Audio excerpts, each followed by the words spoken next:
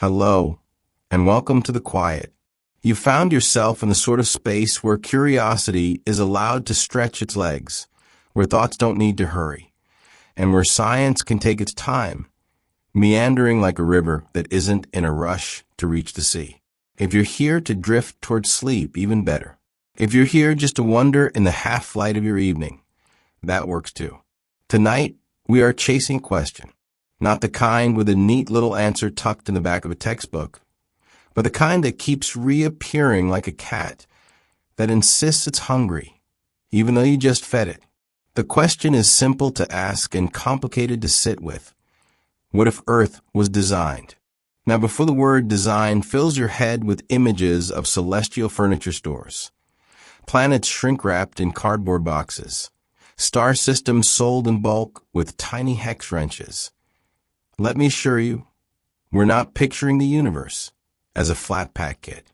Although I admit it is kind of fun to imagine Saturn's rings being labeled as optional accessory, assembly required. What I mean is broader.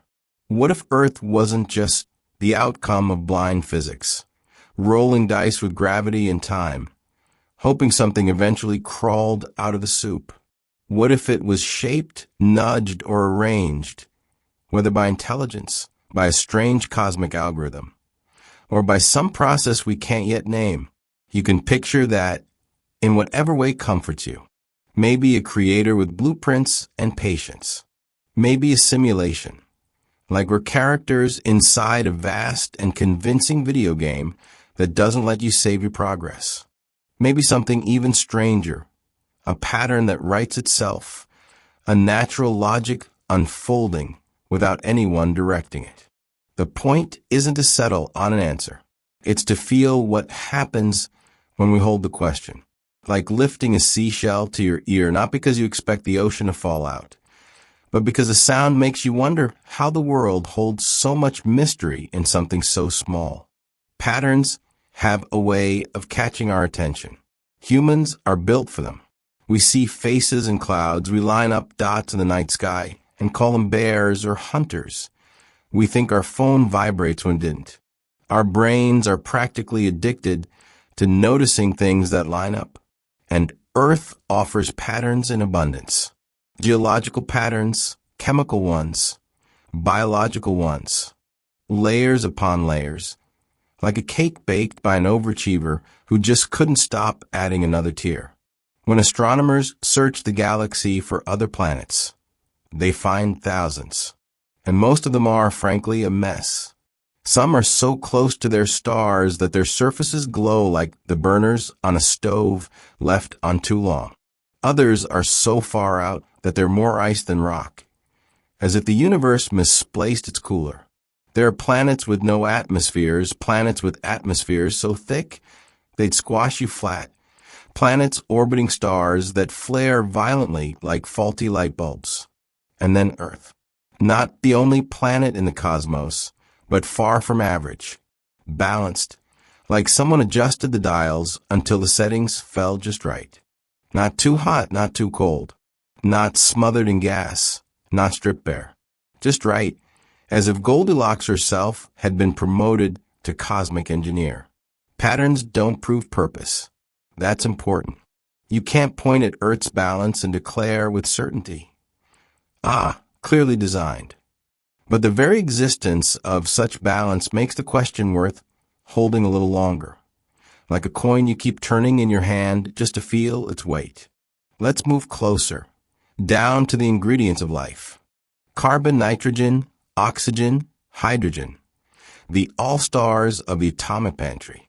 If the universe is a kitchen, these are the ones that never leave the counter. Carbon is endlessly social, willing to bond in long chains, elegant rings, tangled lattices. Oxygen is eager, sometimes too eager, sparking reactions that fuel fires and cells alike. Nitrogen holds secrets in the air and the soil, and hydrogen is the lightweight friend who shows up everywhere, always buzzing with energy. Together, they build molecules that twist, loop, and replicate. They form DNA spirals, protein locks, and keys. the shapes that allow life to be not only possible, but versatile. The chemistry isn't just functional, it's cooperative, like a well-rehearsed jazz band riffing together. Now, we could say this is just how chemistry works. Atoms follow rules, bonds form where they can, and complexity emerges naturally. But that only pushes the wondering back one step. Why these rules? Why this chemistry? Why a universe where carbon is so gregarious, water so accommodating, and light so perfectly tuned to our eyes? Imagine for a moment a universe where water refused to freeze or evaporate under ordinary conditions. A place where oceans couldn't flow, clouds couldn't form, rain couldn't fall. Life, if it appeared at all, would be something unrecognizable.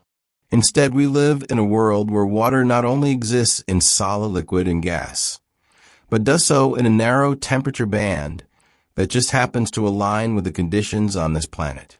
Coincidence? Luck? Or an arrangement we don't yet understand? Consider our neighbors. Mars, cold and dry, a ghost of what might have been. Venus, hot enough to melt lead. Its thick clouds choking the surface in a runaway greenhouse effect.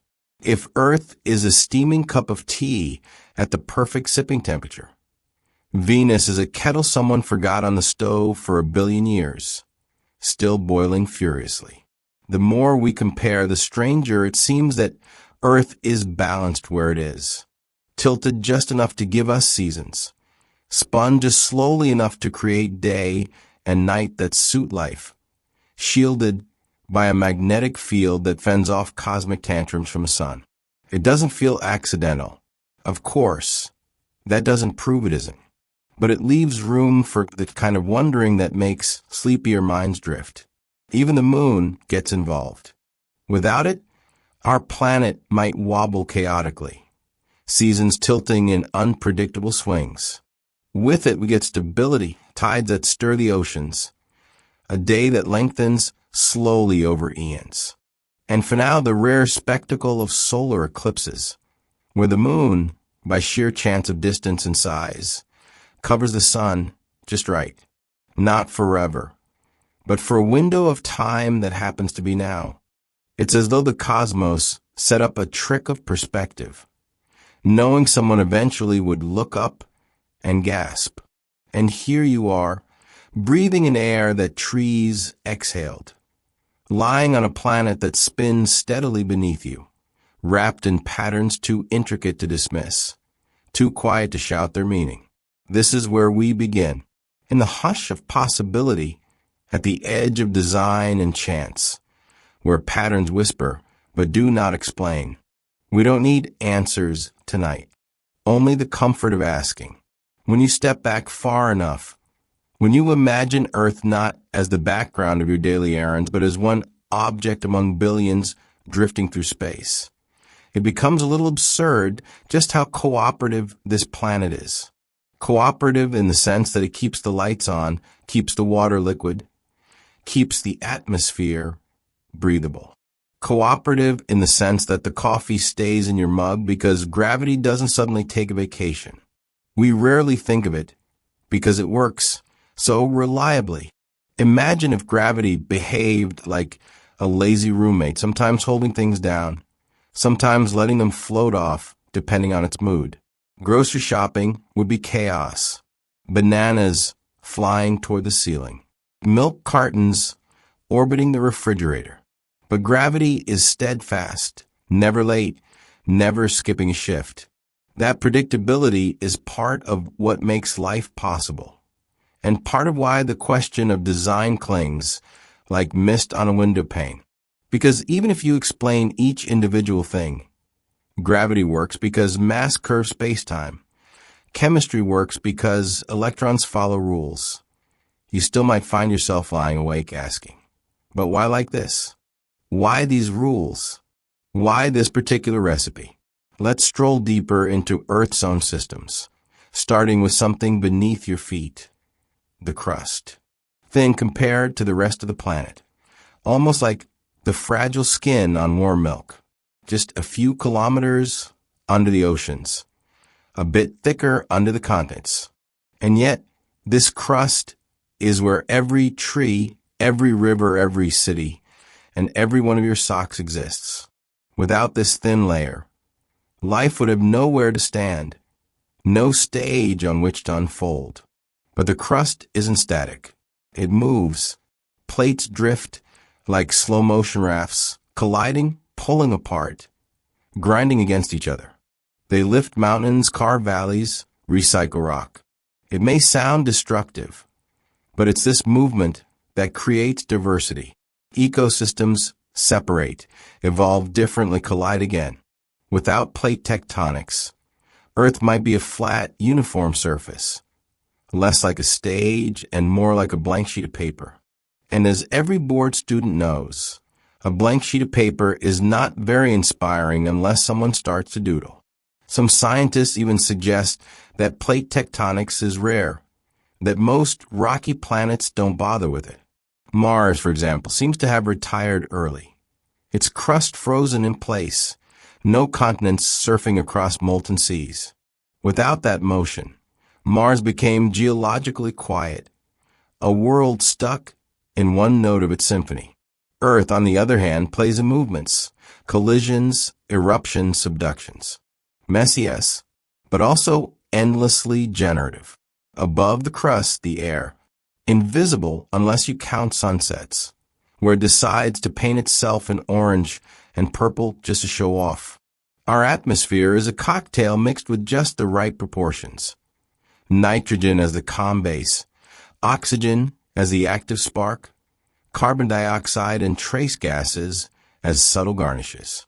Too much of one, not enough of another, and the whole recipe turns undrinkable. At sea level, that atmosphere presses down with about 14.7 pounds per square inch. Just enough pressure to keep water liquid. Just enough for your lungs to draw in oxygen without popping like balloons or collapsing like sad soufflés. If the air were thicker, breathing might feel like sucking milkshakes through a straw. If it were thinner, water would boil away too easily. It's not just the presence of atmosphere that matters. It's the way it's tuned, like a piano string vibrating at the right pitch.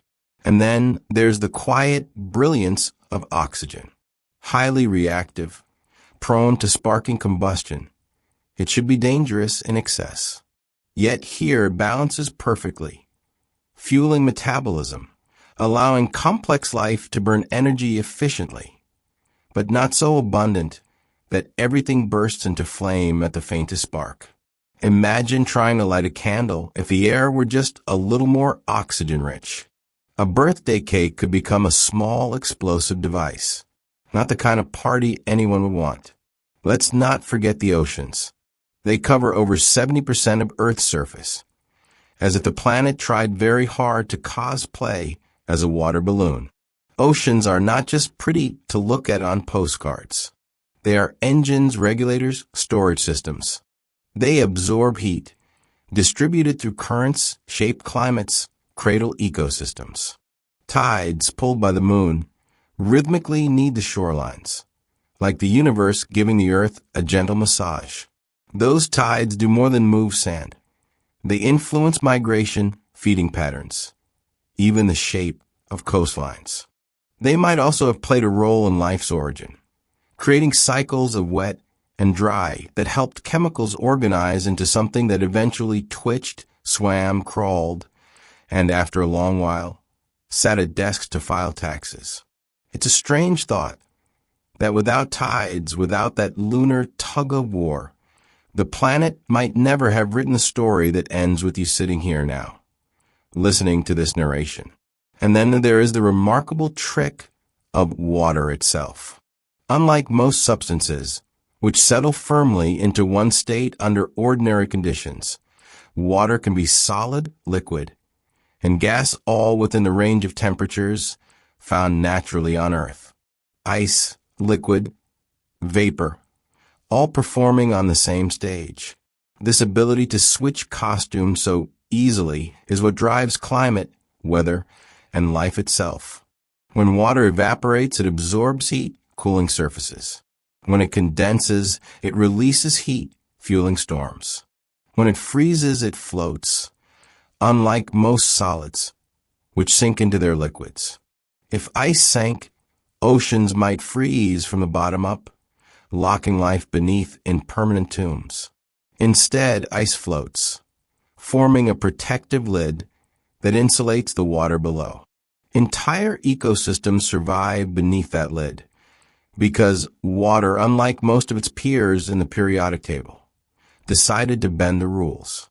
How Earth got its water is still debated.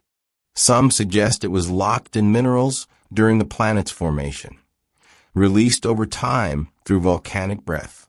Others propose comets and asteroids delivered it, icy messengers flung across space. Perhaps both. However it arrived, the amount and distribution turned out to be just enough. Not too little, not too much. No endless desert. No world ocean drowning contents. A balance again, a recurring theme. Zoom closer still into the fine-grained patterns of life itself. Shapes appear. Spirals, branches, hexagons, ratios. Trees split into fractals. Rivers carve branching veins. Shells curl in logarithmic spirals. Snowflakes crystallize in symmetry. These forms aren't designed by human hands, yet they appear again and again, as if the universe can't resist doodling the same favorite patterns. Humans notice them. We repeat them in architecture, in art, in mandalas and monuments. Cathedrals echo the branching ribs of leaves. Temples mirror the symmetry of flowers. The overlap isn't an accident. Maybe we borrow what nature shows us. Maybe we're wired to find certain shapes satisfying. Either way, it suggests that the language of design, whether intentional or emergent, runs deeper than culture. It's embedded in the very structure of matter. Consider DNA, a spiral staircase made of 4 chemical letters, coding the recipes of life. It doesn't just store information. It replicates, mutates, evolves. It acts like software that not only writes itself, but also fixes bugs while running. Every known organism, from bacteria to whales to the person you wave at across the street, uses the same fundamental code. There are 64 codons, 3-letter instructions, but only 20 amino acids to assign them to. Redundancy, synonyms, even punctuation. Start here, stop there. It's efficient, resilient, universal. Scientists have tinkered, designing alternative codes, synthetic bases. Theoretically, other systems could work. Yet this one, the natural one, turned out to be flexible enough to produce the explosion of life we see, from the glow of jellyfish to the complexity of human thought. It makes you wonder, was DNA discovered by chance, or did the rules of chemistry guide it, as though nudging it toward inevitability? If Earth was designed, this would be one of its most elegant features.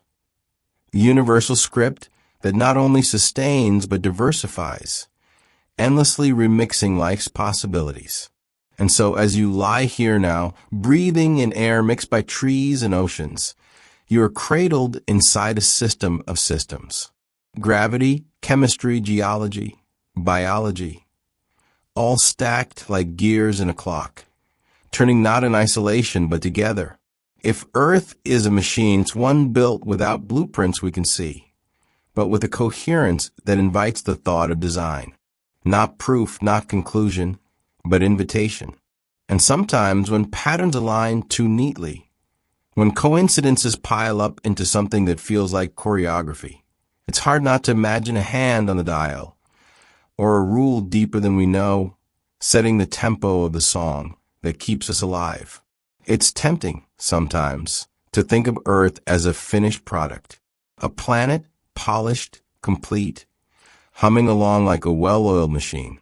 But the truth is, Earth is more like an ongoing performance, a symphony with countless instruments, each improvising in real time, each part shifting slightly with every note. Think of volcanoes. They erupt, spill fire, rearrange landscapes, and from that destruction, new soil forms, fertile enough to support forests. Mountains rise, crumble, and feed rivers with minerals. The very ground we walk on is recycled over and over, like the universe's favorite casserole, reheated with new ingredients each time. If this is design, it's not the tidy kind that keeps all the wires tucked neatly out of sight. It's a Messier genius, the sort that builds beauty through chaos. Plate tectonics, with their slow-motion collisions, are not subtle. They shift continents across the globe, turning oceans into mountains, dragging old seabeds high into the air until fish fossils sit calmly at the tops of cliffs.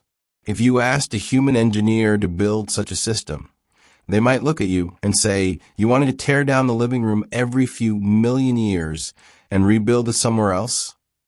And yet here we are, living on a planet that thrives precisely because it rearranges itself. And above all of this, the sky stretches like a stage curtain.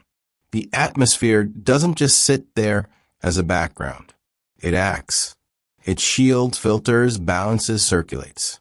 Without it, we'd be fried by radiation on Monday, frozen stiff on Tuesday, and probably gone by Wednesday. Instead, the atmosphere plays moderator, smoothing out extremes, keeping temperatures in ranges that feel, if not always comfortable, at least survivable. Sunlight pours in, some absorbed, some reflected, some trapped just long enough to warm the planet.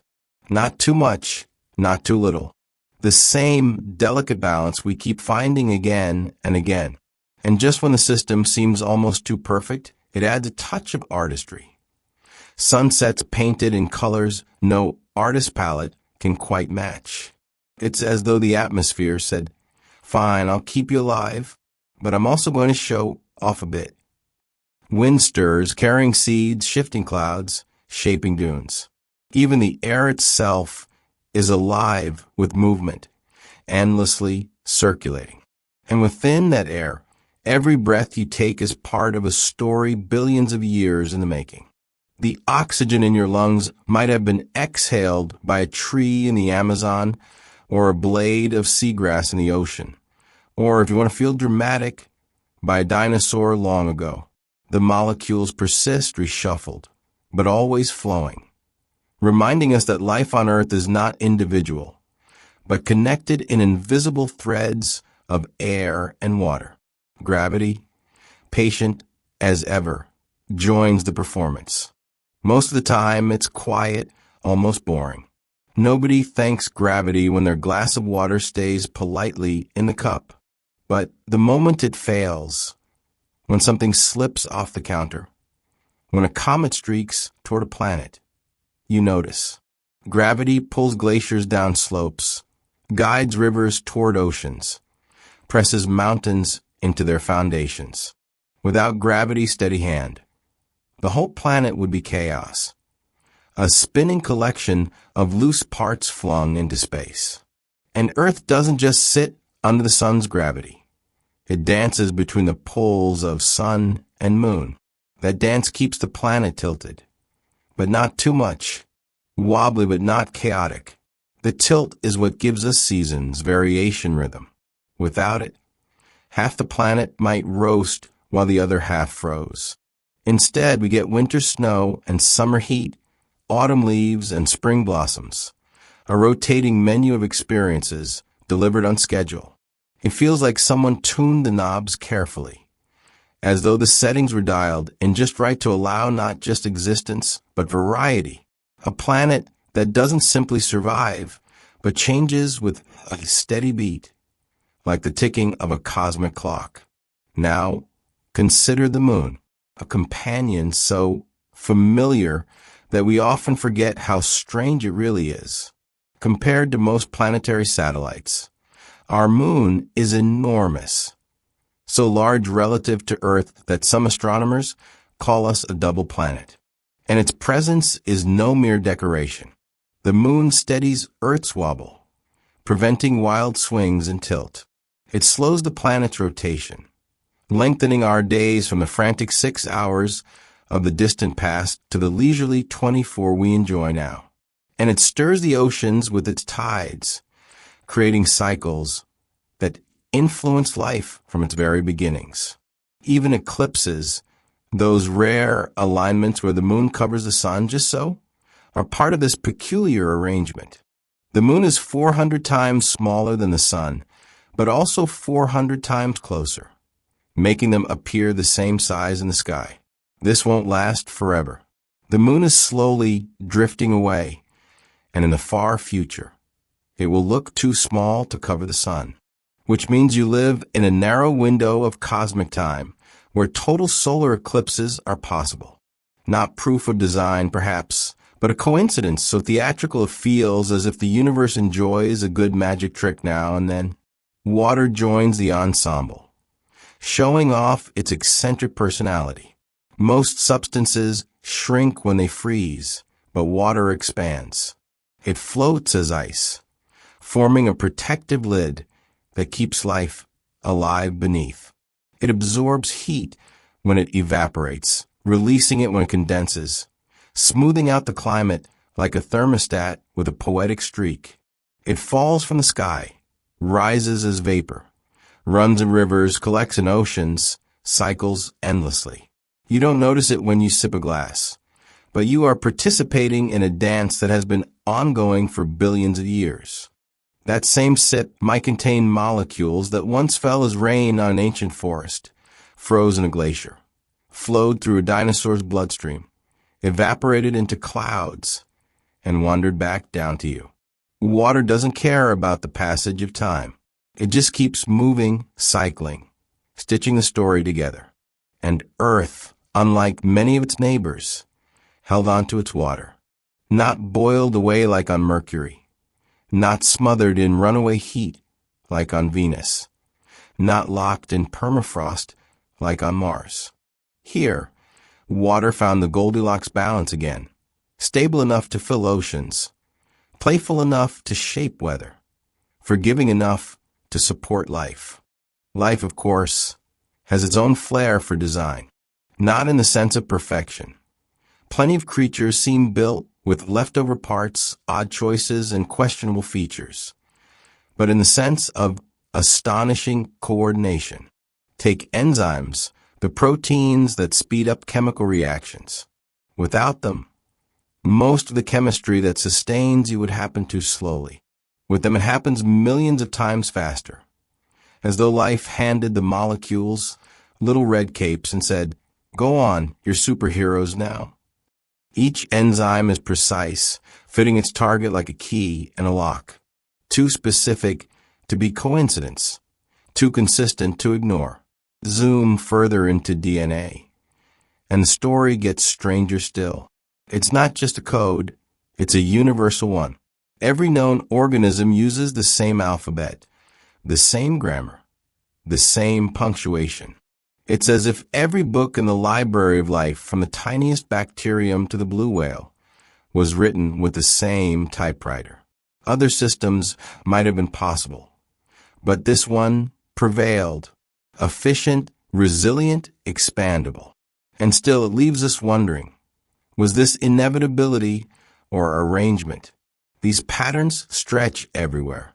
Branches of trees mirror the veins in leaves. Rivers mimic the branching of lungs. Spirals and shells match spirals in galaxies. The repetition suggests a common language, a framework the universe keeps speaking, whether through matter, energy, or life. And humans, observant as ever, borrow these patterns in art and architecture, sometimes without even realizing. Cathedrals echo forest canopies. Mandalas reflect snowflakes. It's not just design we see, it's resonance, a shared rhythm between nature and imagination. And so here you lie, wrapped in air, balanced by tides, cradled by gravity, cooled and warmed by water, carried forward by cycles older than memory. Whether accident or arrangement, The effect is the same. A planet that seems almost too ready, too prepared, too generous in its cooperation. The question remains, not to answer, not tonight, only to sit with, like a warm stone in your hand. What if Earth was designed? When you look closely, Earth is not one thing. It is not a single object floating politely through space. It is layers upon layers of systems tangled and tuned, working together without any board meetings or quarterly reports.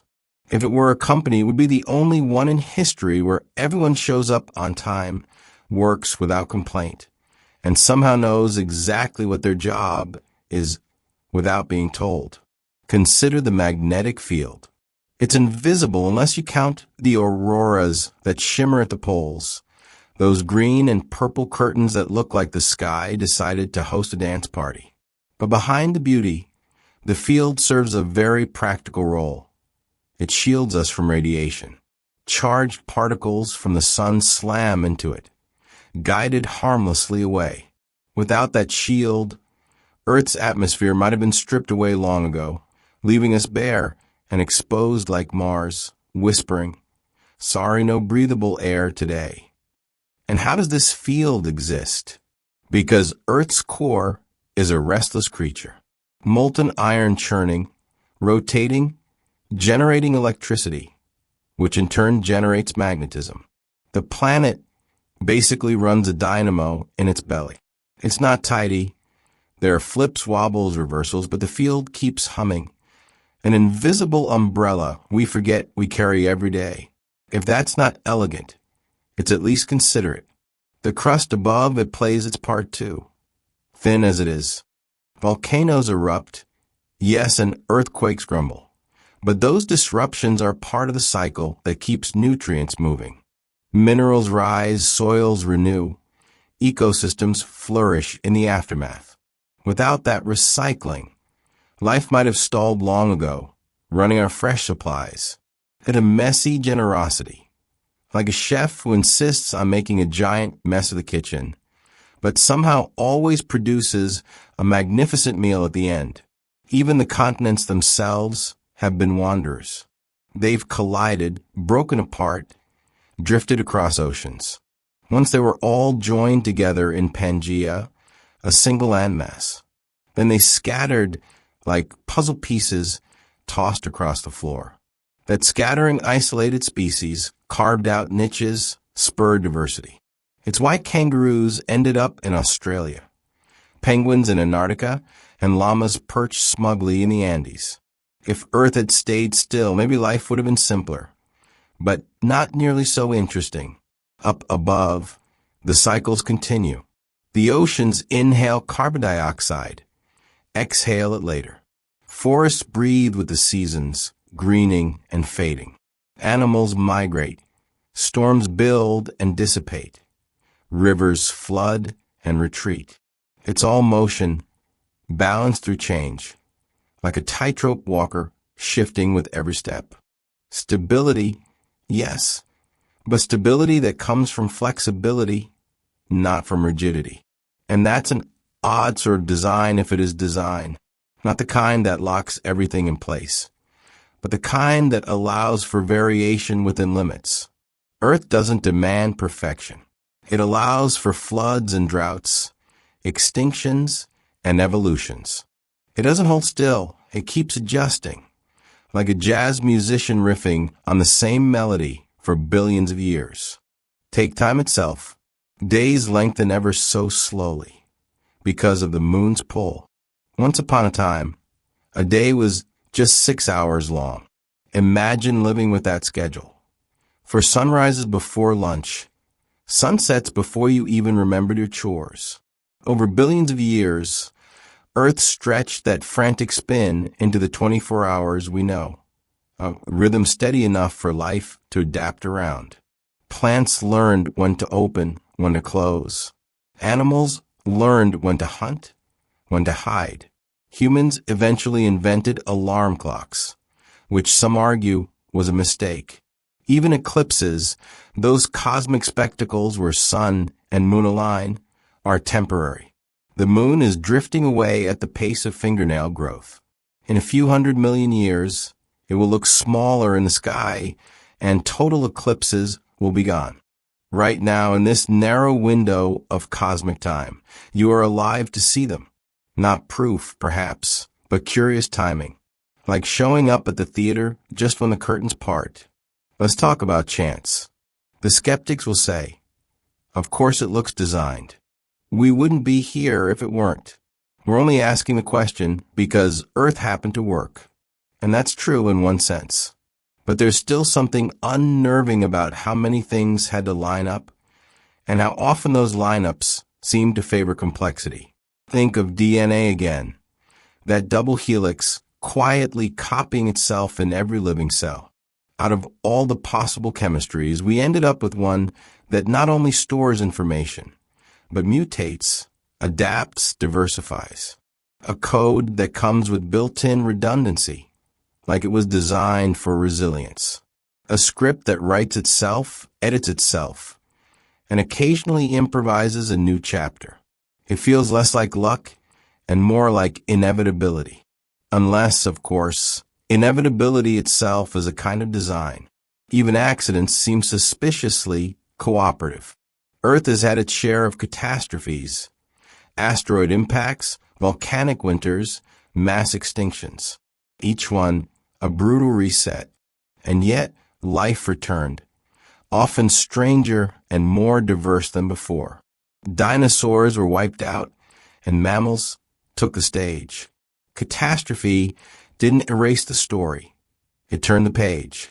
Over and over, disaster became opportunity, as though the rules of the game weren't just survival, but reinvention. It's as if Earth carries a built-in resilience.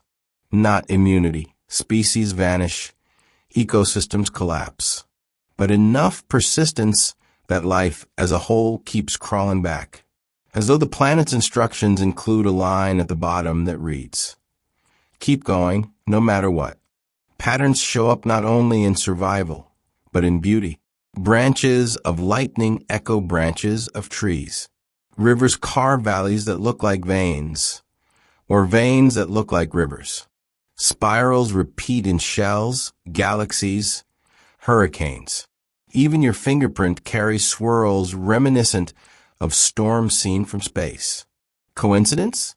Or some deeper template? A geometry the universe keeps sketching wherever it can? Humans notice and can't resist copying. We build domes that echo the curve of the sky, paint mandalas that mirror snowflakes, carve symbols that resemble flowers and stars. We call it art, but maybe it's recognition. Maybe we're simply repeating what the universe has been drawing all along. And if all this sounds suspiciously like design, it's worth remembering. Design doesn't have to mean perfection. Earth is not flawless. Earthquakes topple cities. Viruses sweep populations, deserts spread. Species vanish in silence. If this is design, it's a pragmatic one. A design that accepts flaws, incorporates mistakes, and still moves forward. There's humor in it too, if you look closely. The giraffe's neck, with its 7 vertebrae stretched absurdly long. The platypus, looking as if someone stitched spare parts together after hours. The human appendix, hanging around like an unhelpful guest. If there's design, it seems to enjoy a joke now and then. And maybe that's part of the secret. Not neatness, not tidiness, but play. A planet that experiments, tests, stumbles, and still manages to support life in infinite variations. If Earth was designed, perhaps it wasn't designed to be perfect. Perhaps it was designed to be possible. And so the question lingers, quiet but persistent, like a song you can't quite get out of your head. Earth with its balance, its rhythms, its resilience. A planet that seems tuned, but not rigid. Cooperative, but not flawless. Designed, or simply the outcome of countless chances that happen to fall just right. You don't need the answer tonight. It's enough to lie here, breathing in the air stirred by oceans and forests, listening to the quiet rhythm of your own pulse, and wondering how all these pieces, gravity, water, light, life, fell into place. If you listen closely, Earth doesn't just hum with systems. It ticks with rhythms. Cycles within cycles, some short and familiar, others vast and glacial, measured not in hours, but in millennia. It's as though the planet has been keeping time since long before we were here to count it. Take the simplest one, day and night. Earth spins and light alternates with shadow. Predictable, dependable. You wake, you sleep. Plants unfurl in the sun, fold in the dark. Animals roam at dawn or dusk or in the cover of night. Even your body is tuned to this cycle, every cell carrying a tiny clock, adjusting hormones, energy, and mood. If Earth spun faster or slower, that rhythm would be different. Too short, and life would struggle to keep up with the frantic pace. Too long, and the long nights or days could bake or freeze the surface. Instead, we got the tempo just right. The moon's slow tug has been lengthening days for billions of years. From a brisk 6 hours long in Earth's youth to the 24 we know now. It's still lengthening. Millions of years from now, our days will be even longer, though not enough for you to get out of doing chores. A strange kind of generosity. Time stretching itself, giving life a rhythm that evolves with the planet. But daily rhythms are only the beginning. The tilt of Earth's axis creates seasons, another clock layered on top. Spring blossoms, summer heat, autumn harvest, winter rest. A cycle woven into agriculture, migration, and tradition. Without that tilt, half the planet might be locked in perpetual summer, the other in endless winter. Instead, the planet tips just enough to share, not equally. Sometimes winter feels far too long, summer far too short, but enough for variety, enough for change. Even the sun itself has rhythms. An 11-year cycle of activity, where sunspots multiply and then fade, where solar winds grow stronger, then quieter. These peaks and valleys ripple through Earth, influencing the magnetic field, sometimes sparking auroras, sometimes nudging climate in subtle ways. It's another layer of time, a rhythm we rarely notice, but one the planet quietly dances to. And beneath our feet, geological cycles stretch far longer. Tectonic plates move on scales of millions of years. Mountains rise and crumble. Continents drift, collide, reshape oceans. It's a tempo so slow that no human lifetime can measure directly. But life feels its effects nonetheless. Species isolated, climates shifted, habitats created or destroyed. All because the ground itself keeps time in a key we can't hear. These overlapping rhythms, from daily spins to million-year drifts, all somehow weave together. None alone would be enough.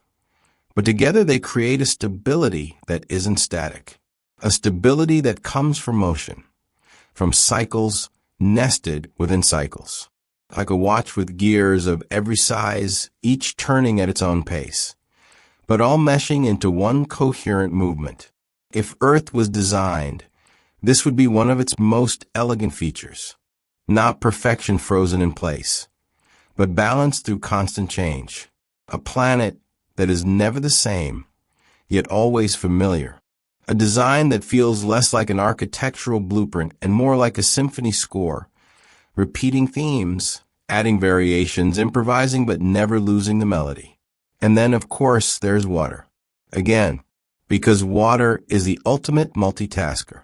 It doesn't just exist, it participates. It cycles endlessly between ocean, sky, and land. Rain falls, rivers run, seas evaporate, clouds drift, and the whole process begins again. The hydrological cycle is the quiet pulse of a planet. And water isn't just a passive player. Its phase changes. The way it freezes, melts, evaporates, act like planetary regulators. When it evaporates, it cools surfaces, carrying heat upward. When it condenses, it releases heat, powering storms. When it freezes, it floats, protecting life below. If a single property of water were different, Earth might be unrecognizable. If ice sank, oceans would freeze from the bottom up, smothering life in permanent winter. Instead, water bent the rules, and in doing so made survival possible. Even its presence at all is remarkable. How Earth held onto it remains an open debate. Maybe it seeped out of rocks as the planet cooled. Maybe icy comets delivered it like cosmic delivery trucks. Perhaps both. However it arrived, it stayed. Not boiled away like on Mercury. Not trapped in a greenhouse nightmare like Venus. Not locked in permafrost like Mars. Here, water remained liquid, stable, abundant. A lucky accident, or the most generous of designs. Life, too, has rhythms. Circadian clocks tick inside cells. Plants sense light. Animals sense seasons. Humans schedule meetings far too early in the morning. Even DNA carries rhythms, turning genes on and off like switches, cycling proteins and waves. The more we look, the more we find timing everywhere, guiding growth, behavior, and adaptation. And these rhythms don't exist in isolation. They interact, nest, reinforce. The daily cycle of light shapes circadian clocks. Seasonal cycles guide migrations. Geological cycles create new environments for evolution. It's a cascade of gears, each clicking into another, from the scale of molecules to the scale of continents. If it were all chaos, life might never have found footing. If it were too rigid, life might never have adapted. Instead, Earth provides a strange balance, predictable enough to build on, flexible enough to change with. It's not a machine locked in one setting. It's a system that breathes. Even gravity joins the rhythms. It doesn't just hold things down. It shapes time itself. Mountains rise where plates collide. Then gravity pulls them down, eroding them grain by grain. Rivers flow downhill, carving valleys, carrying soil to the sea. Glaciers creep, pulled slowly by their own weight. Rain falls, guided by gravity, gathers into streams, joins rivers, returns to the ocean. Every drop, every stone, every gust eventually finds its path downward, because gravity insists on it. And yet, within that insistence, patterns emerge. Valleys shaped by rivers branch like trees. Deltas fan out like hands. Waterfalls cut cliffs with steady precision, creating landscapes that feel not random but sculpted. Gravity, patient and repetitive, creates art over eons. It is not fast, but it is thorough. The mammoth steppe depended on cold, on the dry winds that swept across the land, on the low carbon dioxide levels that favored grasses over trees. When the ice retreated and forests crept northward, the balance faltered. The grasses shrank, the herds dwindled, and the great plain of giants began to vanish. Today only fragments remain in the Arctic tundra, echoes of a world that once fed mammoths by the millions. Still, its memory endures, in frozen carcasses pulled from Siberia, their stomachs filled with ice-age grass, in the bones scattered across river valleys once carved by meltwater, and in the DNA of animals and humans alike, all shaped by life on the steppe. Imagine standing there now, the horizon open, the wind sharp, the air filled with the sound of hooves and distant howls, the ground trembling with the passage of a herd so large it takes hours to pass. Above, a sky muted by dust and winter sun. This was the mammoth steppe, an empire of grass, bone, and resilience. It was here that the ice age revealed both its harshness and its generosity, a land where survival meant constant struggle, but where the abundance of life created a richness almost unimaginable today. A place where giants thrived, predators prowled, and humans learned what it meant to live within the rhythm of the earth. The mammoth steppe gave abundance, but also demanded cleverness. For humans, survival meant more than strong legs or thick fur. It meant hands that shaped stone, minds that remembered, and fires coaxed out of stubborn sparks.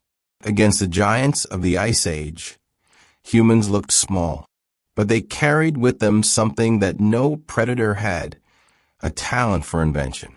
Stone was their first companion. From riverbeds and cliffs, they gathered flint and chert, breaking them apart with precise strikes until the edges gleamed sharp as ice. The earliest tools were simple flakes, useful for scraping hides or cutting meat. But over generations, hands grew steadier, strikes more deliberate. Long, narrow blades were shaped, hafted onto spears, and turned into weapons that could bring down a mammoth. Bone and antler, too, became tools, carved into barbed points, needles, and hooks. A hunter could step into the snow, carrying nothing but a spear and the quiet confidence that with enough patience, survival was possible. These were not just tools. They were evidence of imagination, the ability to see not only what a stone was, but what it could become. A flake of flint was more than a rock. It was a knife, a scraper, a future meal waiting to be carved from hide and bone. With every strike of stone against stone, humans shaped more than tools. They shaped possibilities. Fire changed everything. Once an accident stolen from lightning, it became something humans could summon at will. Flint struck against pyrite sent sparks into dry tinder, which, coaxed with careful breaths, blossomed into flame. No longer did they depend on chance. Fire was theirs to make, theirs to keep. Around it, families gathered, sheltered from cold. Its glow-hardened wooden spear tips smoked hides into preservation, and cast long shadows on cave walls where children fell asleep to the crackle of safety. But fire was not only practical. It gave humans time. In the flicker of light, while the wind howled outside, they spoke, remembered, and taught. Knowledge passed not in books or tablets, but in voices, stories, and the steady rhythm of repetition. Each tale was a lesson. How to track bison, where the rivers swelled in spring, which stars marked the season when mammoths moved north. The Ice Age may have been brutal, but it was also a school, and fire was its classroom. Then came art. Deep in caves, far from the biting wind, humans painted. Mammoths and horses, reindeer and bison, shapes outlined in ochre and charcoal, their forms caught in the flicker of torchlight. Some walls show herds in motion, captured with such care that even now their muscles seem ready to move again. And on many surfaces, handprints remain, pressed against stone like signatures across time. Were they marks of identity, prayers for luck, or simply gestures of presence? We may never know, but what they tell us is clear. Even in the hardest world, humans needed to create. Carvings, too, filled the frozen nights. Small figurines of bone and ivory animals with delicate detail, and the mysterious Venus statues, rounded human forms that speak of fertility, reverence, or perhaps something more personal. These were not tools of survival, at least not in the obvious sense.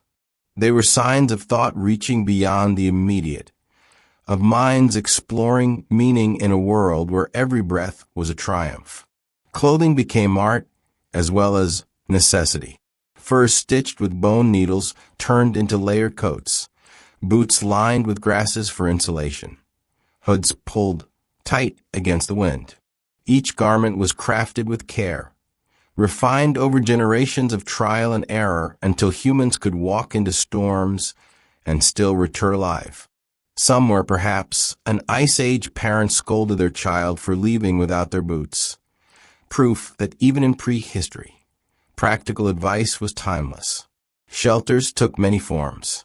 In forests, people built huts from wood and branches.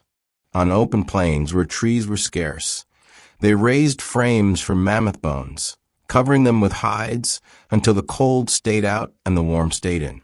Inside, the air filled with smoke, laughter, and the low hum of life. Outside, the wind pressed against the walls, but inside, for a moment, there was peace. It is tempting to picture these lives as grim, endless struggle against cold and hunger. Yet the evidence suggests otherwise. There was joy, too. There were songs, dances, the satisfaction of a successful hunt, the comfort of shared meals. Even humor. Surely someone laughed when a spear snapped at the wrong moment, or when smoke filled the hut because the fire pit was poorly dug. In a world where survival was uncertain, perhaps laughter was as important as fire. Humans were not alone in their efforts. Neanderthals, Denisovans, and others shared the stage. They too built shelters, stitched furs, and left traces of art and memory. Sometimes they competed, sometimes they mingled. The echoes of their lives remain in our own DNA, proof that humanity was never a single story, but a tapestry woven from many. Honeycombs echo crystals, shells echo galaxies, blood vessels echo rivers. Not identical, but resonant. A common geometry, whispering across scales. Humans notice, of course. We've been doodling spirals and hexagons in art for thousands of years. We've built temples, cathedrals, and mandalas that repeat the same shapes nature seems to prefer. Sometimes consciously, sometimes not. Maybe we copy what we see. Maybe we're wired to find those forms pleasing. Maybe we're simply participating in the same pattern, like dancers stepping into a rhythm already playing. If Earth was designed, maybe the blueprint isn't written in words or diagrams. Maybe it's written in shapes, ratios, spirals, symmetries, repeated wherever matter is free to arrange itself. And yet, design doesn't mean flawless order. Biology is riddled with quirks. The human body, for example, seems like a compromise between brilliance and slapstick. Your eyes are remarkable, capable of detecting single photons, adjusting focus in milliseconds, processing colors with astonishing range. And yet the nerves exit through the retina, leaving a blind spot right in the middle of your vision. Your back, strong enough to hold you upright, is also prone to aching at the slightest complaint. Your brain, capable of symphonies and spacecraft, is also prone to forgetting why you walked into the kitchen. If this is design, it's not perfect. It's pragmatic, functional enough to work, flexible enough to improve, flawed enough to keep things interesting. The more we study biology, the more it looks like a balance between inevitability and accident. Evolution builds slowly, one small step at a time, but sometimes leaps ahead with startling coordination. The opposable thumb, precise and strong, allows tools, art writing. The larynx, awkwardly placed, lets us speak, but also creates the constant risk of choking. Intelligence, astonishing as it is, came bundled with anxiety, distraction, and the occasional tendency to believe horoscopes. It's messy, and yet, within the mess, something undeniably works. Life persists. Life grows more complex. Life experiments, sometimes failing, sometimes succeeding spectacularly. So was it designed? Maybe not in the way we think of design, no blueprints, no drafts, no approval committees, but perhaps in the sense that the rules of chemistry, the laws of physics, the rhythms of geology and time, all lean toward complexity, toward patterns that self-organize, toward codes that replicate, toward systems that sustain. If that's the case, then Earth doesn't need a designer in the human sense. The design is in the rules themselves. The blueprint is the physics. The architect is the pattern. And you, lying here now, are part of that pattern. A spiral of DNA, a rhythm of breath, a node in the web of life. Whether by accident, inevitability, or arrangement, you exist inside a structure so intricate it resists explanation. And maybe that's enough for tonight.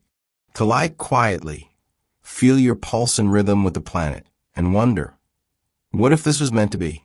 Step back for a moment, away from DNA's spirals and enzymes' precision, and let your gaze drift outward again, beyond cells, beyond bodies, beyond forests, out to the wider stage that holds them all, the oceans, the atmosphere, the great cycles that sweep across continents and through centuries. If the genetic code is Earth script, then these systems are its theater. The set design, the lighting, the sound, the stage managers making sure the performance keeps running night after night, eon after eon. The oceans, first of all, they are so enormous that we rarely grasp them. More than 70% of the planet's surface is water. Imagine Earth stripped bare, just rock, dust, crater plains. Now pour the oceans back in. Suddenly the planet is alive, gleaming, blue. It's not a color you see much elsewhere in the solar system. Mars is rust red. Venus is suffocated yellow-white. Earth is unmistakably ocean blue, as though it chose a costume no one else in the neighborhood dared to wear. And these oceans aren't passive. They are engines. They store heat, absorb sunlight, and move that energy around the planet in vast conveyor belts of current. Warm water drifts north. Cold water sinks and slides south. Nutrients circulate. Climate steadies. Without oceans, Earth's weather might be wild, erratic, unbearable. With them, patterns emerge. Monsoons, trade wind currents. That, while not always gentle, at least make sense. The oceans feed the air, too. Half the oxygen you breathe comes not from forests, but from tiny phytoplankton floating in the sea. Each breath you take owes as much to those microscopic drifters as to any tree outside your window. A quiet, hidden generosity, bubbling away beneath the waves. The atmosphere, for its part, is like an invisible quilt, a thin layer, fragile compared to the planet size, but essential. It filters sunlight, traps just enough warmth, holds water vapor, and scatters blue light to paint the sky. Without it, the oceans would evaporate or freeze, depending on the sun's mood. Life would be exposed to radiation, fragile molecules fried before they had a chance to replicate. At sea level, atmospheric pressure presses down at just the right weight. Too heavy, and lungs would strain, water would boil at higher temperatures, chemistry would warp. Too light, and liquid water wouldn't last, evaporating away. Instead, we live at a sweet spot, 14.7 pounds per square inch, the planet's version of a firm but friendly handshake.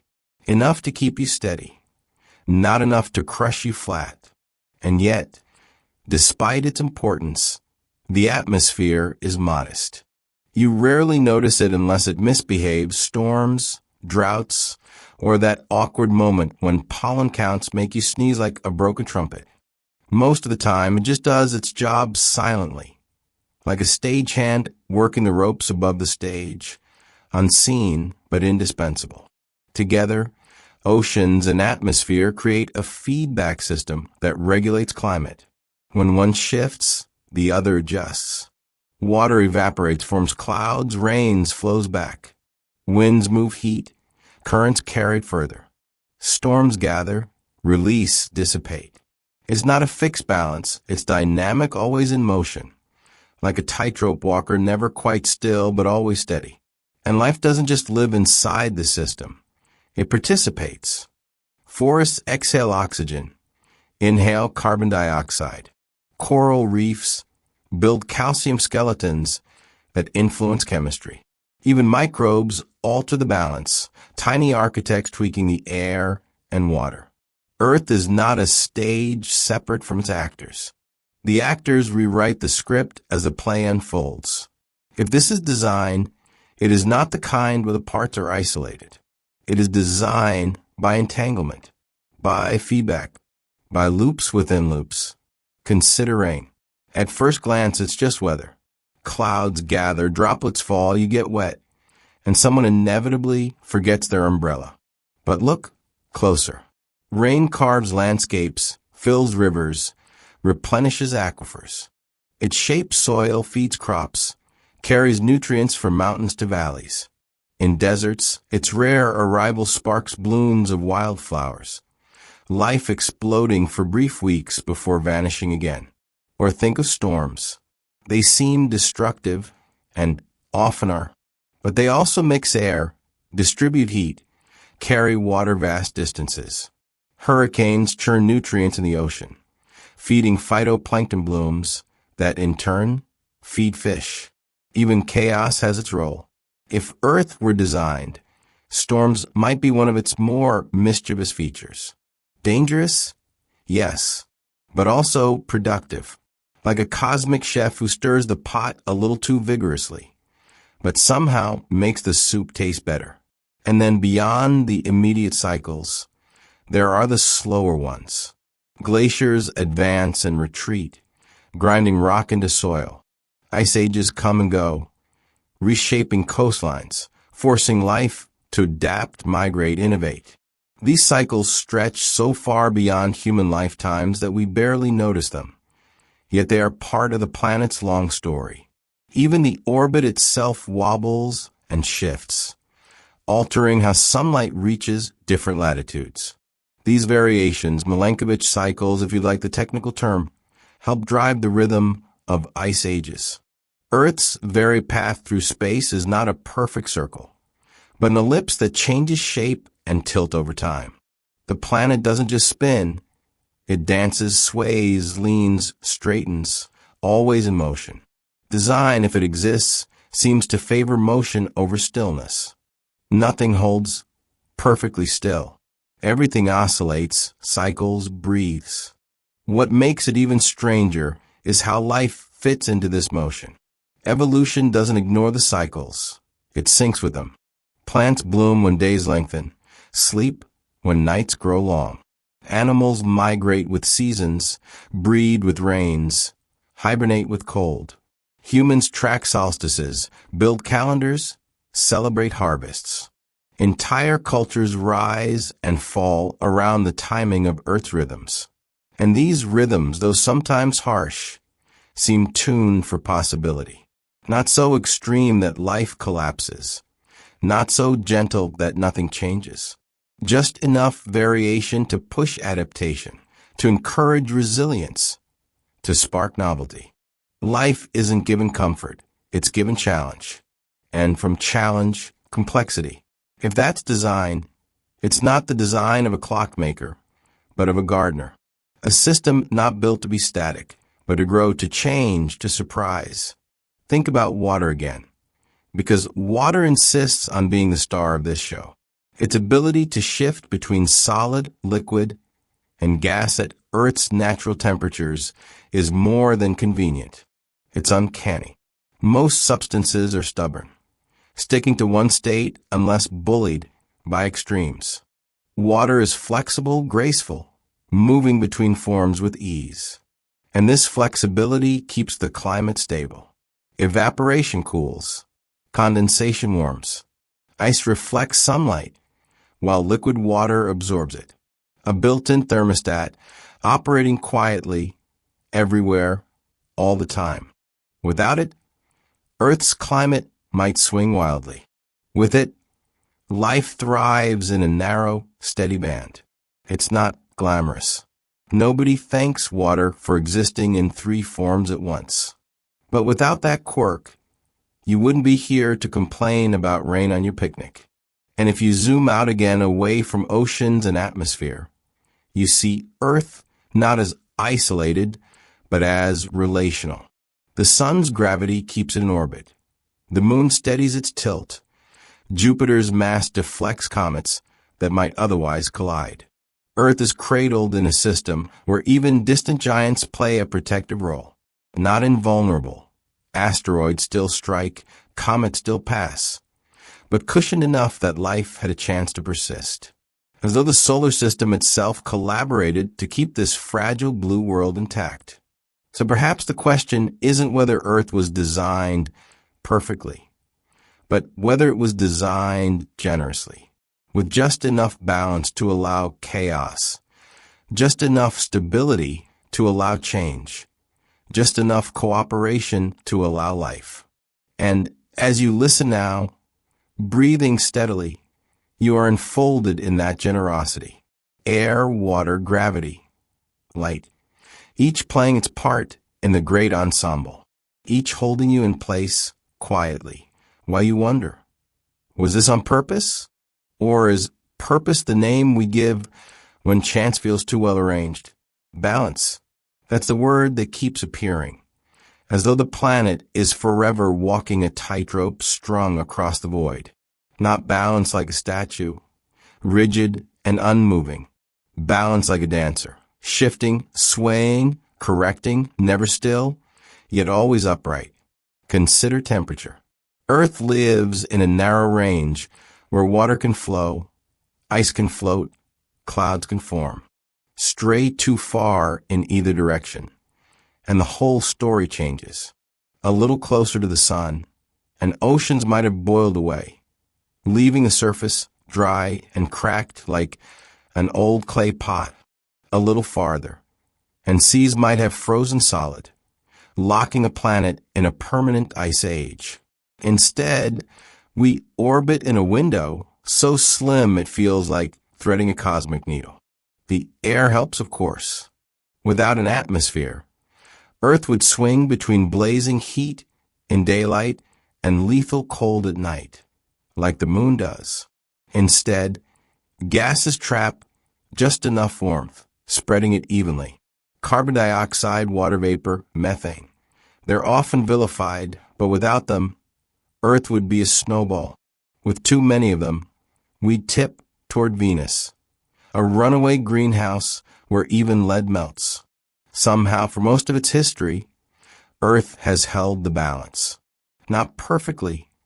Ice ages remind us of that, but steadily enough for life to adapt, flourish, and build civilizations that now sit here wondering if it was all arranged. Pressure is another razor-thin line. At sea level, the atmosphere presses with 14.7 pounds per square inch. To a rock, that's nothing. To us, it's everything.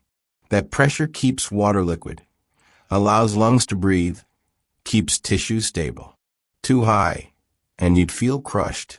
Too low, and water in your body would fizz and boil like an overshaken soda. Instead, we live at the exact weight that holds things together without squashing them flat. A coincidence?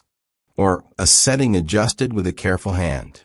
Even gravity seems tuned, stronger, and Earth might have pulled a thick blanket of gas around itself, suffocating life. Weaker, and the atmosphere might have leaked into space long ago, leaving Earth bare. Instead, we sit in the Goldilocks zone of gravity, enough to hold onto air and oceans, not so much that we can't climb stairs without gasping. Well, most of us still gasp, but that's more about fitness than physics. It's striking how narrow these margins are. Water, air, gravity, sunlight, all walk a line between too little and too much. And yet, for billions of years, that line is held. Wobbled? Yes.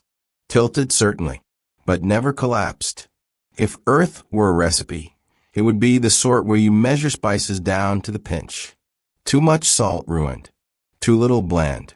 Somehow, the chef of the cosmos managed to season it just right. Look at water again, because water never stops demanding attention. Most substances prefer one state, solid, liquid, or gas, and resist changing unless shoved. Water, by contrast, slips between forms with elegance. Ice, liquid, vapor, cycling endlessly at the temperatures Earth naturally provides. It's not just chemistry, it's choreography. This ability turns water into the planet's great regulator. When it evaporates, it carries heat away, cooling surfaces. When it condenses, it releases heat, driving storms. When it freezes, it floats, creating insulation. These quirks, rare among substances, add layers of stability to Earth's climate. Without them, life might never have emerged, let alone thrived. And then there's the mystery of how Earth got so much water. Maybe it was baked into minerals when the planet formed. Maybe icy comets delivered it later, crashing like clumsy couriers who still dropped off the goods. Perhaps both. However it arrived, it stayed. It didn't vanish to space, didn't hide in the crust forever, didn't suffocate under runaway heat. It remained liquid, widespread, and abundant enough to cover the planet and oceans. Again, balance. Again, generosity. Zoom into the details of biology, and you find the same razor-thin conditions. Proteins fold into shapes so precise that one wrong angle renders them useless. Cells maintain ion balances across membranes that would collapse if the chemistry shifted. Nerve signals rely on electrical gradients tuned with exquisite care. You listening now are a tower of balances. Your body a circus act of chemistry that never drops the plates. And yet it works. Not flawlessly. Disease, mutation, and error remind us of that. But well enough, long enough, to sustain life across unimaginable timescales. If this is design, it seems less interested in perfection and more interested in resilience. Even geology plays along. Volcanoes may seem like chaos, fire, ash, destruction, but they also release gases that replenish the atmosphere. Without them, Earth might have run out of air long ago. Earthquakes, though terrifying, release stresses that would otherwise build to catastrophic levels. Plate tectonics, grinding continents across the mantle, recycle minerals, and build mountains, creating diversity of landscapes. It's a rough system, prone to tantrums, but effective, like a parent who occasionally yells, but still gets the job done. And then there are the coincidences that feel almost playful. The moon's size and distance, for example. It just happens to be the right size and the right distance to perfectly cover the sun during an eclipse. Not forever. Only for a narrow slice of cosmic time, the one we're alive in. Billions of years ago, the moon was closer. Billions of years from now, it will be farther away. Only now, in this thin slice, do we see eclipses that turn day into twilight. It's not necessary. Life doesn't depend on eclipses. They don't regulate climate or drive evolution. They're just beautiful, awe-inspiring. They make you stop, look up, and remember how small and strange it all is. Which raises the question, if Earth was designed, was beauty part of the plan? Beauty shows up everywhere. In the symmetry of snowflakes, in the branching of trees, in the spiral of seashells. None of it necessary. A snowflake could just as well freeze into a lump. A tree could just as well blob upward. A seashell could just as well grow in clumps. Yet patterns emerge, repeating across scales, echoing through galaxies and fingerprints alike. Humans notice and mimic them. Mandalas, mosaics, cathedrals, art. Perhaps we are simply copying what nature shows us. Or perhaps beauty is not an accident, but a byproduct of order. Maybe when systems fall into balance, beauty emerges naturally, like a shadow cast by design. And so Earth continues its dance, always on the edge, always in balance. Temperature, pressure, chemistry, gravity, each one tuned within limits so narrow it's astonishing they've held for billions of years. Maybe it's all chance. Maybe, given enough planets, one was bound to land in the sweet spot. Or maybe it's something more. You don't need to decide tonight. The comfort is in the wondering. To lie here, wrapped in the atmosphere's quilt, rocked by gravity, cooled by water, lit by sunlight, and to whisper to yourself, how did it all line up so well? For all its balances, Earth has never been gentle. It is generous, yes, but never tame. If you think of the planet as a stage, then catastrophe has been one of its recurring actors, dramatic, sometimes terrifying, often inconvenient, yet strangely vital to the unfolding of the play. Take asteroid impacts.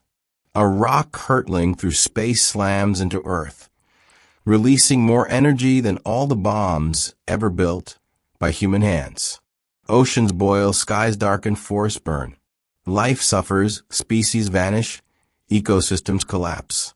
And yet, out of that devastation, new possibilities emerge. The most famous, of course, is the asteroid that ended the reign of the dinosaurs.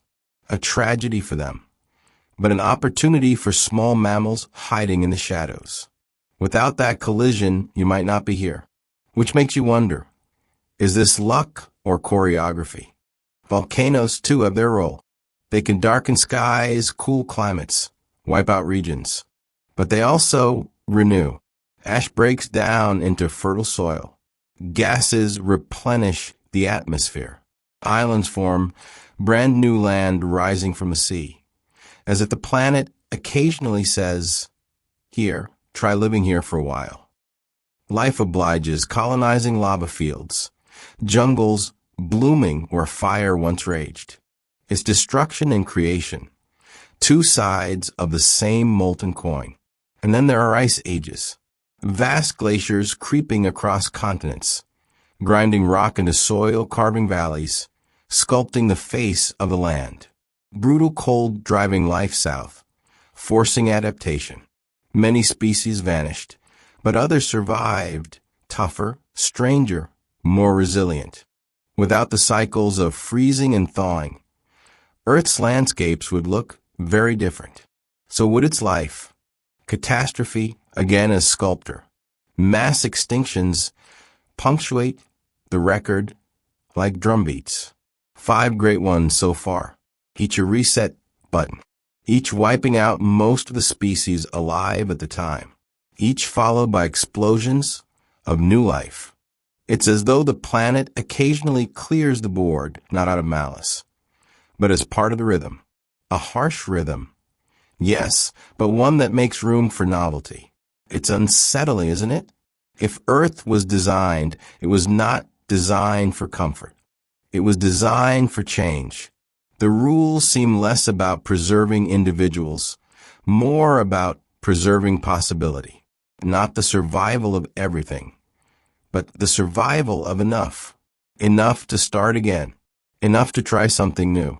Think of DNA once more. Mutation, the very source of evolution, is built on mistakes. Copying errors, slips in replication, accidents. Most do nothing. Some cause harm. A few open doors to entirely new forms. Without error, life would stagnate. With error, it diversifies. Design, if it exists, seems to rely not on perfection, but on imperfection. A universe where mistakes are not flaws, but opportunities. Even humans owe their existence to accidents. A series of improbable steps. Cells swallowing other cells, spines bending upright, brains swelling larger than seems practical. None of it inevitable. Each step was a roll of the dice. Yet somehow, the dice kept landing on continue. It's almost funny when you think about it. Earth is both fragile and stubborn. Fragile enough that one rock from space can rearrange the story. Stubborn enough that even after catastrophe, life crawls back. Not always the same life, but life nonetheless. It's like a novel where entire chapters are ripped out, but the story refuses to end. Instead, new characters walk on stage, new plots unfold, and the theme continues. If there is design, perhaps it lies in that persistence, not in protecting every creature, but in ensuring the play never stops. And humans, of course, notice. We look back at extinctions and catastrophes and see a kind of brutal logic. We invent terms like punctuated equilibrium to describe evolution's fits and starts. We marvel at the resilience of life, even as we acknowledge its vulnerability. We tell ourselves stories about survival, rebirth, second chances. Maybe because deep down we feel that same resilience inside us. But resilience is not free. It comes with loss. Most of the species that ever lived are gone. 99%, give or take, vanished without a trace. If this is design, it's not sentimental. It's pragmatic, efficient, unsparing. Life is precious, yes, but not every form is meant to last forever. And yet, patterns persist. Complexity tends to increase. Intelligence has emerged more than once. Octopuses, dolphins, crows, all showing glimpses of awareness. It seems as if, given enough time, evolution keeps leaning toward greater intricacy, toward brains, toward eyes, toward social creatures that tell stories around fires. Was that baked into the rules? Or was it just luck piled upon luck? Maybe both.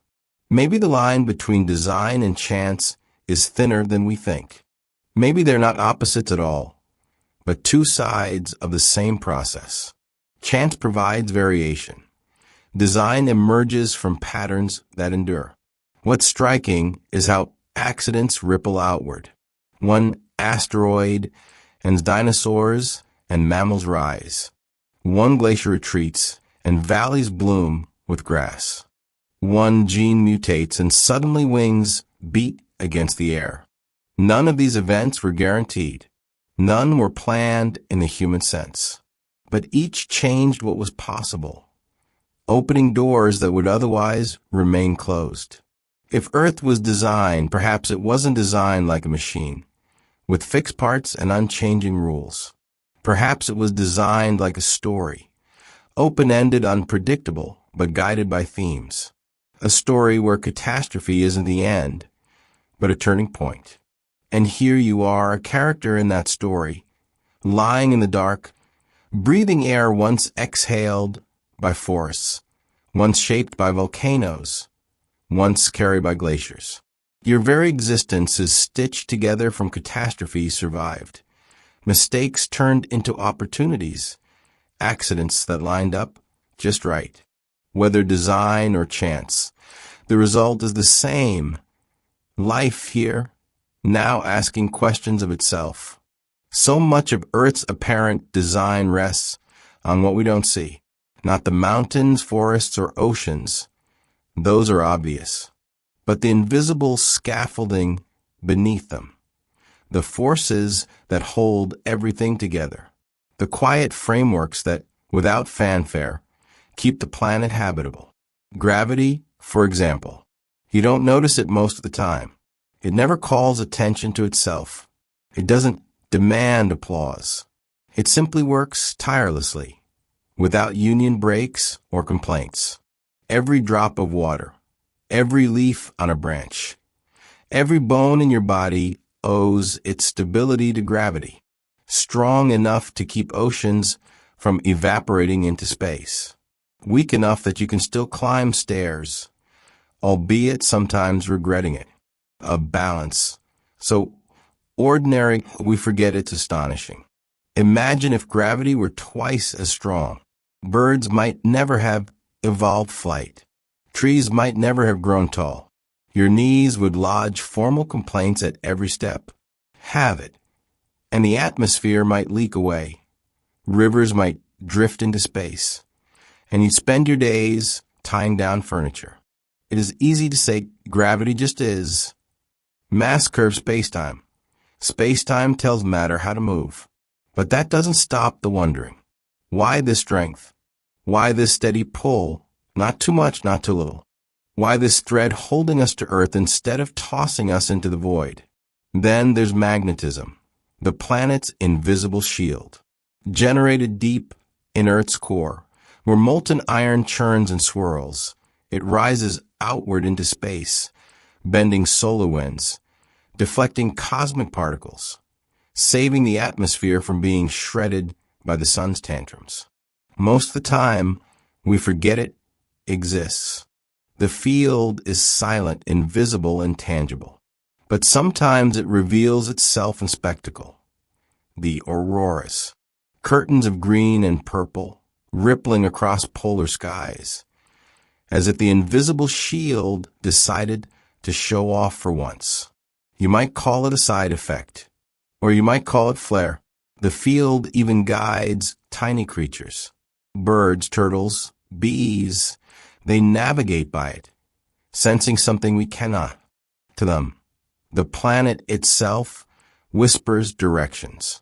To us, it is background, a quiet protector, shielding us every moment, with no sign but the beauty of lights at the poles. Without that shield, Earth might look more like Mars. Thin air, stripped ocean, surface scoured. Instead, the dynamo spins in the core, tirelessly, endlessly. Another balance, another invisible gift.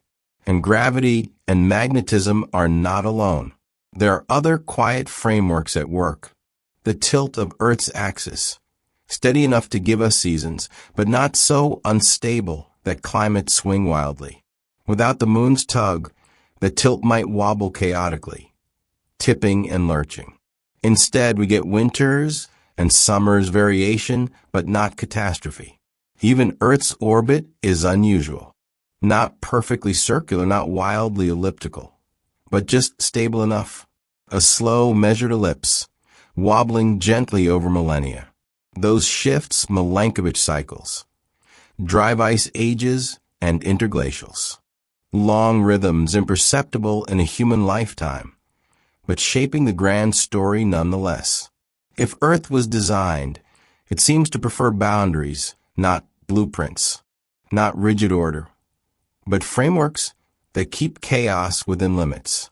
A planet free to wobble, tilt, erupt, evolve, yet always nudge back into a band where life remains possible. Not fixed perfection, but guarded possibility.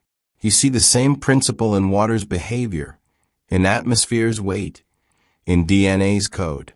Flexibility within limits, motion within boundaries, systems tuned not for stasis, but for resilience. Consider rain again. It doesn't fall evenly. Some places flood, others parch. Yet rivers eventually carve valleys. Aquifers refill. Oceans rise and fall. The system wobbles, tips, recovers. Or storms. Violent, destructive, yet also redistributors of heat, mixers of nutrients, renewers of ecosystems. Chaos wrapped inside order. Order wrapped inside chaos. Design, if it exists, is not tidy. It is playful, improvisational, a jazz band, non-orchestra. And what about beauty? Because it's worth pausing here. Gravity, magnetism, tilt, orbit, none of them need to be beautiful. Yet their side effects are. Gravity sculpts rivers and canyons. Magnetism paints auroras. The tilt of the axis gives us autumn leaves, spring blossoms, snowflakes drifting through lamplight. The orbit creates seasons, migrations, the rhythms of agriculture and harvest festivals. If Earth was designed, beauty seems baked into the system. Not always, not everywhere, but often enough to feel deliberate. Not just function, but flourish. Not just survival, but wonder. It's tempting to anthropomorphize these forces, to imagine gravity as the steady caretaker, magnetism as the invisible guardian, water as the playful artist. And maybe that's just us projecting. Or maybe that instinct itself is telling. We sense design because so much feels designed, even when we know it can be explained by physics. Explanations don't cancel wonder. They deepen it. Knowing why auroras shimmer doesn't make them less beautiful. Knowing why rivers carve valleys doesn't make them less poetic. In fact, the opposite. Explanation turns spectacle into story. And story is what humans are built to love. And so Earth continues its invisible frameworks, holding steady while its visible features shift and change. Continents drift. Oceans rise. Species come and go. But gravity pulls, magnetism shields, tilt steadies, orbit circles. The quiet scaffolding remains, allowing the noisy details above it to dance. Perhaps this is the essence of design here.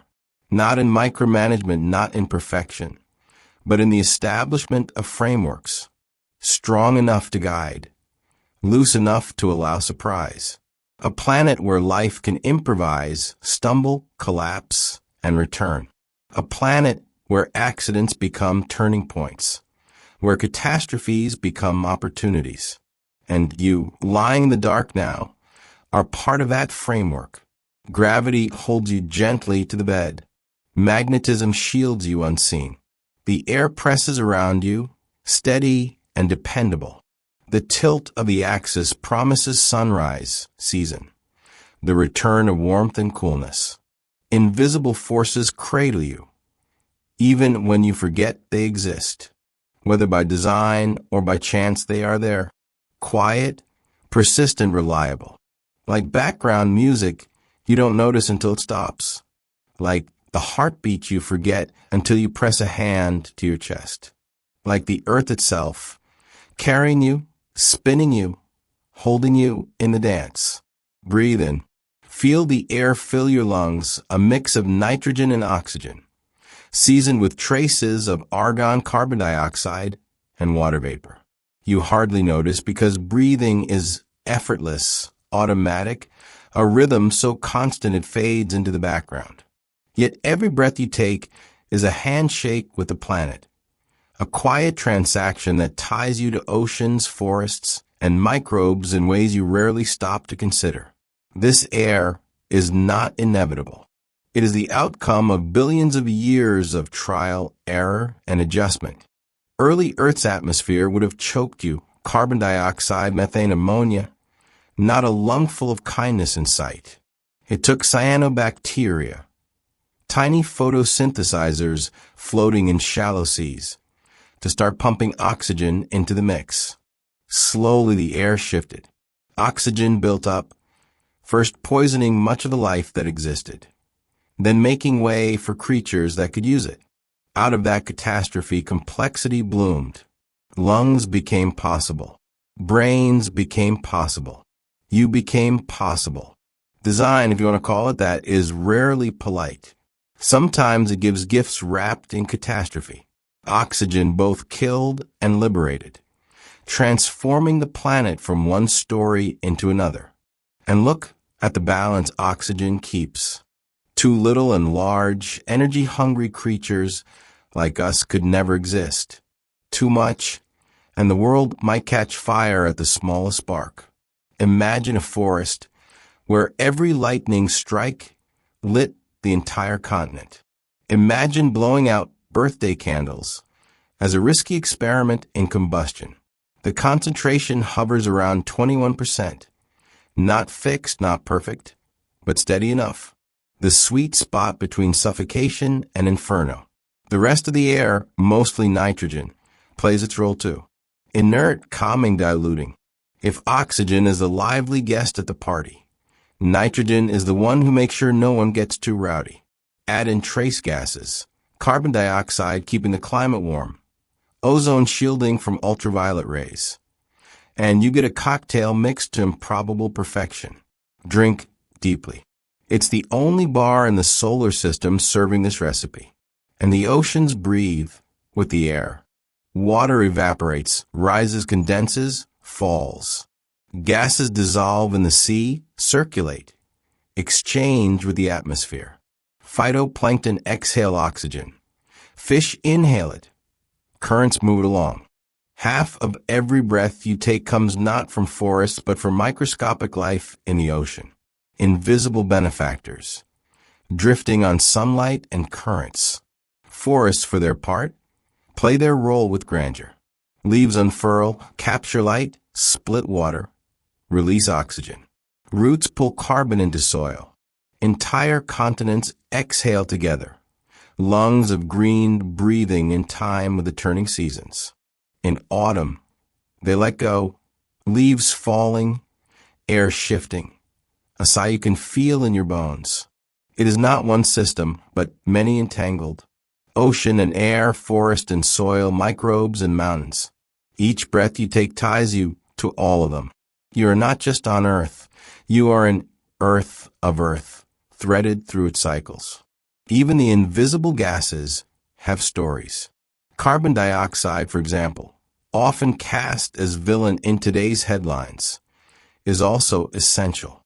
Without it, Earth would freeze. With too much, it scorches. Again, that balance. Not zero, not endless, but somewhere in between. For millions of years, volcanoes belched it out, oceans absorbed it, rocks sequestered it, plants cycled it. A planetary thermostat, rough but reliable. Methane, too, potent in its heat trapping, fleeting in its day. Ozone, thin and delicate, absorbing ultraviolet that would otherwise shred DNA. Each gas a character in the ensemble, each playing its part. None perfect, all necessary. If Earth was designed, it was designed like a recipe, where every ingredient matters. Too much salt ruined, too little yeast, flat bread. Here, the measurements are exact enough to allow breathing, living, thriving. Think of pressure again. At sea level, 14.7 pounds per square inch. Enough to keep water liquid. Enough to let blood circulate. Enough to make lungs inflate. Imagine lowering it. Water would boil at body temperature, and you'd fizz like a shaken soda can. Imagine raising it. Breathing would become a chore, tissues compressed, life suffocated. Instead, we get a pressure that feels invisible, simply because it works. And this invisibility is perhaps the most elegant part. The best systems are the ones you don't notice. You never thank air pressure for existing. You never send a thank you note to nitrogen. You rarely think about oxygen unless you've climbed a mountain. Yet without them, you would last only minutes. A design so thorough it disappears into normalcy. And water, always water, weaves itself into the breath as vapor. Clouds drift, reflect sunlight, trap warmth, rain down again. They sculpt climate, they sculpt landscapes, they sculpt lives. Cultures rise around monsoons, harvests depend on rain. Deserts bloom briefly when storms wander through. Even timing matters. The moon's pull, lengthening Earth's day, also slows the planet just enough to let life adapt. Billions of years ago, days were 6 hours. Imagine life trying to bloom in that frantic rhythm. Now 24 hours, long enough for rest, short enough for activity. A rhythm we take for granted, but one tuned over eons. And as days lengthened, so did nights. Darkness stretched long enough for stars to appear, for creatures to adapt to shadow, for humans to look up and wonder. Even wonder itself may be a byproduct of timing. Air and water together create rhythms so familiar you forget them. Waves crash, winds blow, clouds form, rain falls. Over and over. The hydrological cycle has been looping for billions of years, long before humans traced it in diagrams. It is not simply weather. It is continuity. It is Earth's way of saying, this works, so let's keep doing it. The oceans breathe, the forests breathe, and through them you breathe. Your lungs are not separate from the planet. They are an extension of it. When you inhale, you are drawing in the combined work of plankton and pines, microbes and maples, waves and winds. When you exhale, you return the favor, feeding trees, feeding oceans, feeding soil. It is a partnership so seamless you rarely notice it. Invisible design or fortunate coincidence, it hardly matters because either way it is intimate. And then, tucked within all this utility, beauty arises again. Clouds piled into golden towers at sunset. Mists curling in valleys at dawn. Rainbows arcing over waterfalls. None of it required. All of it gratuitous. If survival was the only goal, clouds could simply block sunlight. Rain could simply fall. Instead, they perform. They scatter colors, bend light, shimmer with possibility. If Earth was designed, perhaps beauty is not extra. Perhaps beauty is the proof that function and wonder are the same thing. So you breathe again, unaware and aware at once. Oxygen fills your lungs. Water cycles above your head. Pressure steadies your tissues. Gravity holds you against the bed. Magnetism shields you from storms in space. Invisible frameworks cradling you, while visible wonders distract you. And maybe, just maybe, you start to suspect, even if Earth wasn't designed, it behaves as though it wanted to be lived in. Time is everywhere on Earth, woven into the planet's fabric like threads in tapestry. Not the time on your watch, impatient and insistent, but deeper rhythms, quiet cycles that keep the world in motion. You don't always see them, but you feel them. The shortening of days in winter, the tilt of the sun at noon, the swell of tides, the turning of seasons, the rise and fall of glaciers. Earth keeps time in a dozen ways at once, each cycle overlapping, each rhythm layering upon the others. If this is design, it's not design that shouts. It's design that whispers, steady and patient. The daily spin is the most obvious. Every 24 hours, light returns, shadows shift, darkness falls. Your body keeps a clock inside, tuned to this rotation. Cells respond. Hormones flow, sleep arrives, hunger stirs. Without the cycle of day and night, life would unravel. Plants wouldn't know when to photosynthesize. Animals wouldn't know when to hunt or hide. Even humans who pretend they can defy time with coffee and electric lights eventually submit. Circadian rhythms win. The sun always sets, and this daily rhythm wasn't always the same. Billions of years ago, Earth spun faster.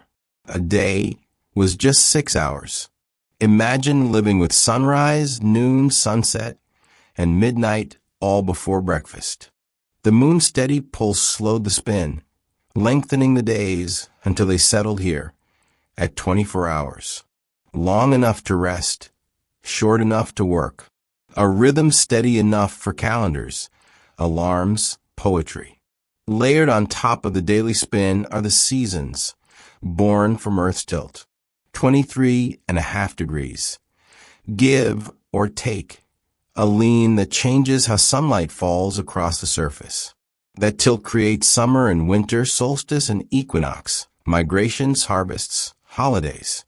Without it, much of the planet might be monotonous, unchanging, inhospitable. With it, life adapts, diversifies, flourishes.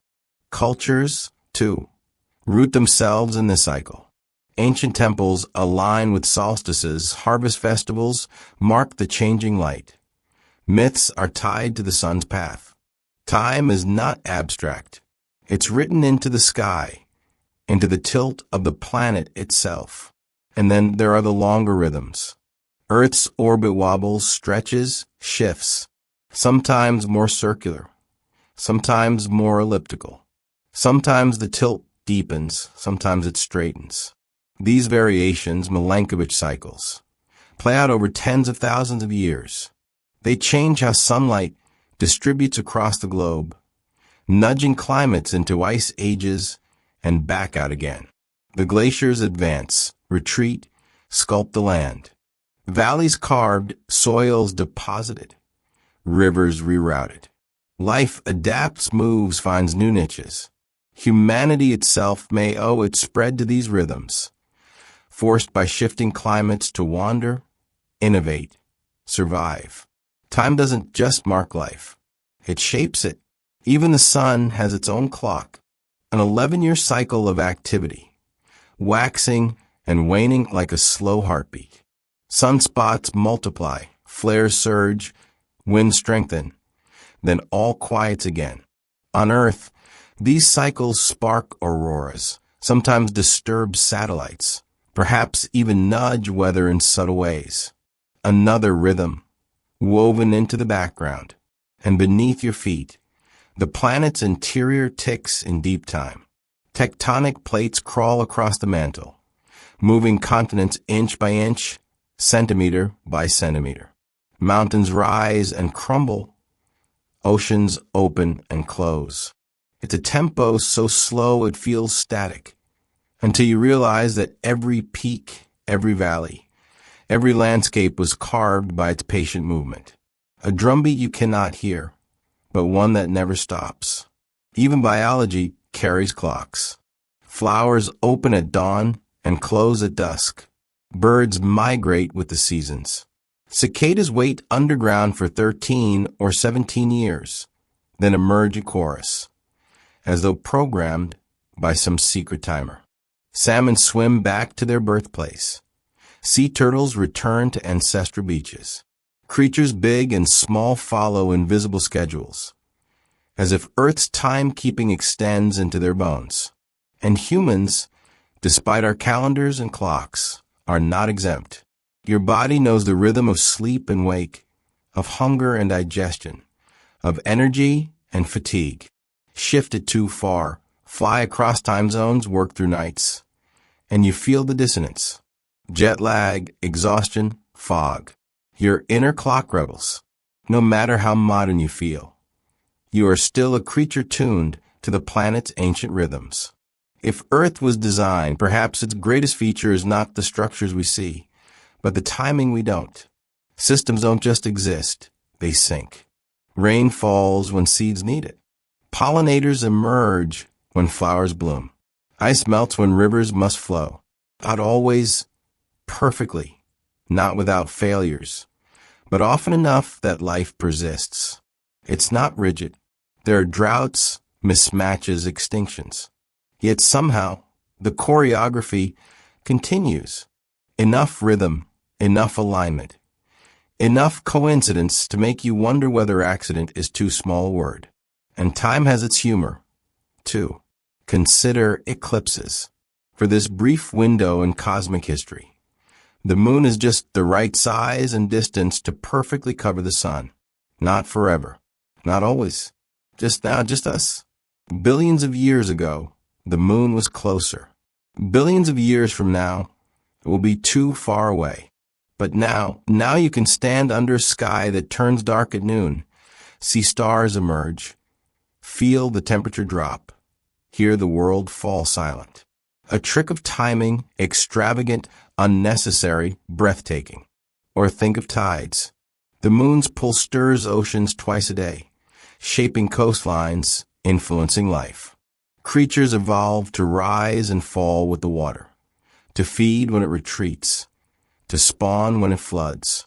Even your body carries echoes of tides, salt in your blood, rhythms in your cells. The moon doesn't just light the night sky. It beats time into the planet itself. Even disasters are timed. Extinctions punctuate history. Resets arriving not constantly, but rhythmically. Asteroid strikes, volcanic winters, ice ages. Brutal. Yes, but spaced just enough to clear the way for new beginnings. If they were too frequent, life would never recover. Too rare and stagnation might linger. Instead, catastrophe comes in intervals, harsh but oddly productive.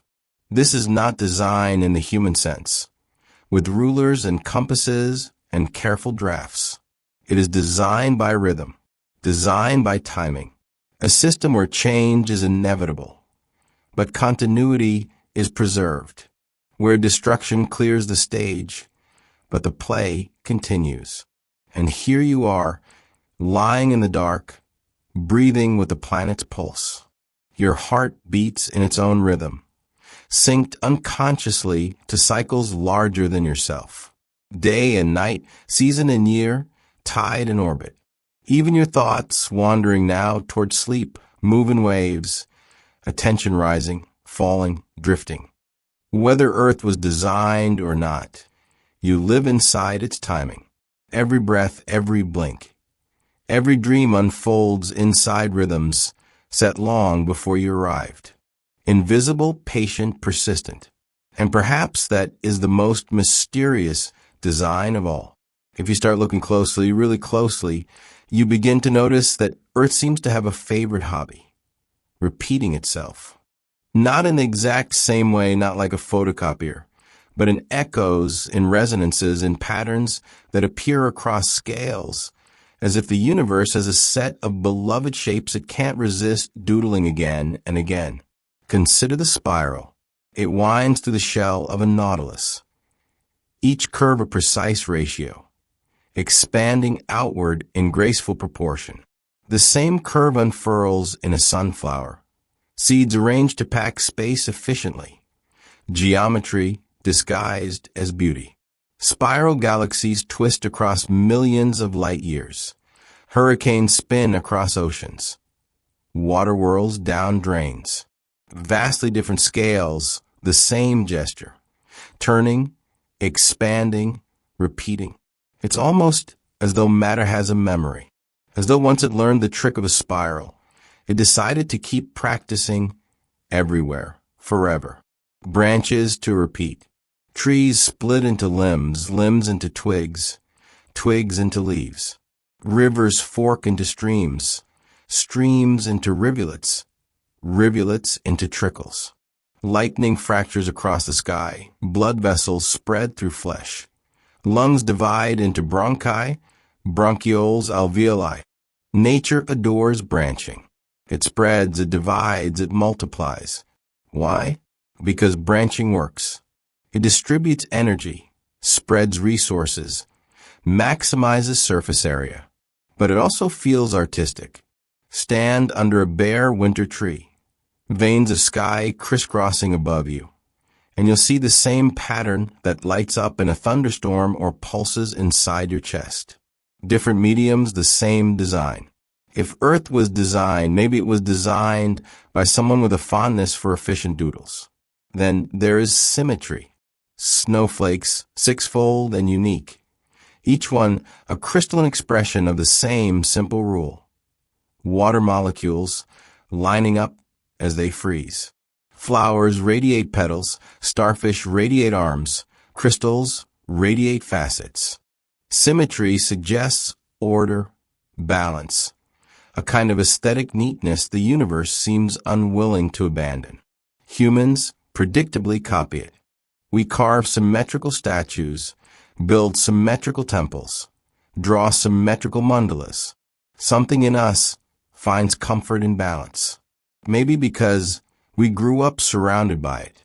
Maybe because we are part of it. And fractals, patterns that repeat at different scales, take it further.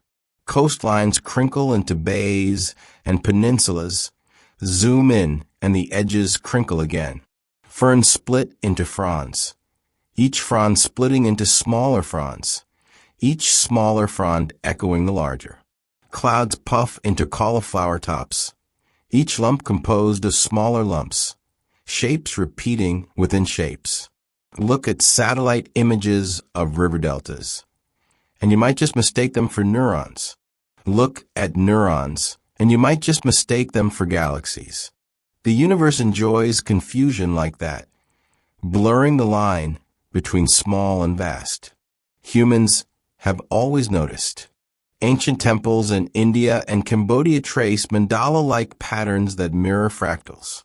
Cathedrals in Europe climb in spirals of stone, their arches repeating branching ribs like the veins of leaves. The geometry of Earth found its way into the geometry of culture. Not because priests or architects conspired with mathematicians, but because the patterns were already there, waiting. We simply copied what felt familiar. Art historians sometimes marvel at how civilizations across the world, with no contact between them, develop similar geometric motifs. Spirals, lattices, grids, hexagons. Coincidence? Or just recognition? The same patterns reappearing in nature, impressed upon human minds wherever they looked. Even crystals whisper the same language. Quartz, salt, diamond. Each arranges itself into repeating lattices. Minerals form shapes not because they choose to, but because the rules of physics guide atoms into order. Yet those repeating structures echo the designs we see everywhere. Symmetry, repetition, proportion. And when humans first discovered these forms, we assumed they were divine. Snowflakes were thought to be heaven's art. Geometry was considered sacred. To some cultures, patterns were proof that the world was ordered by a higher intelligence. To others, they were simply beauty that begged to be honored. Either way, they stirred wonder. Patterns don't prove design. They can be explained by mathematics, by physics, by chemistry. Spirals pack efficiently. Branches distribute flow.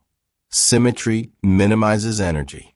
But explanation doesn't erase their effect. You can know the math behind a nautilus shell and still feel awe at its curve. You can know snowflakes are just frozen water molecules and still marvel at their lace. Maybe that's the point. Maybe design, if it exists, is not hidden in complexity, but revealed in simplicity.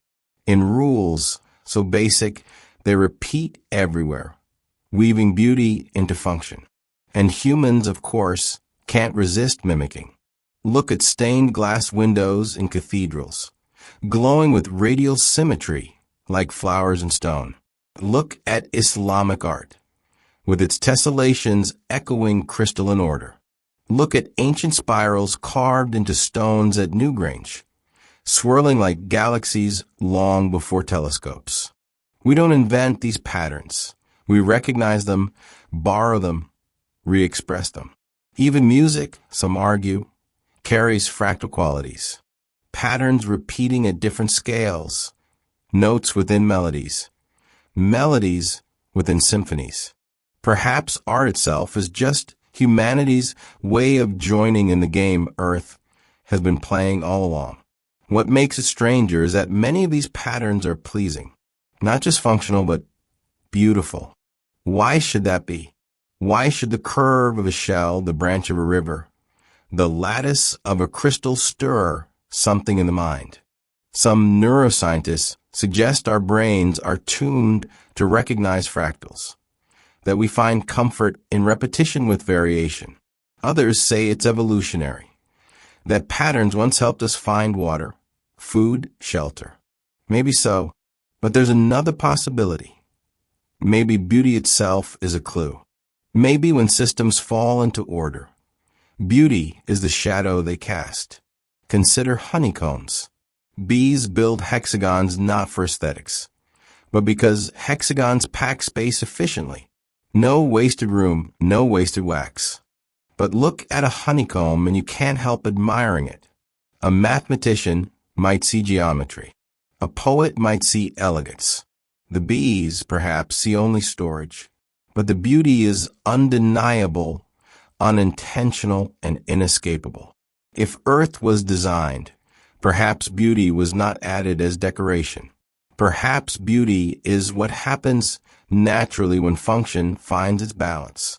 And so the patterns continue, spirals and branches, symmetry and fractals, repeating from the scale of molecules to the scale of galaxies, reassuring in their familiarity, surprising in their diversity.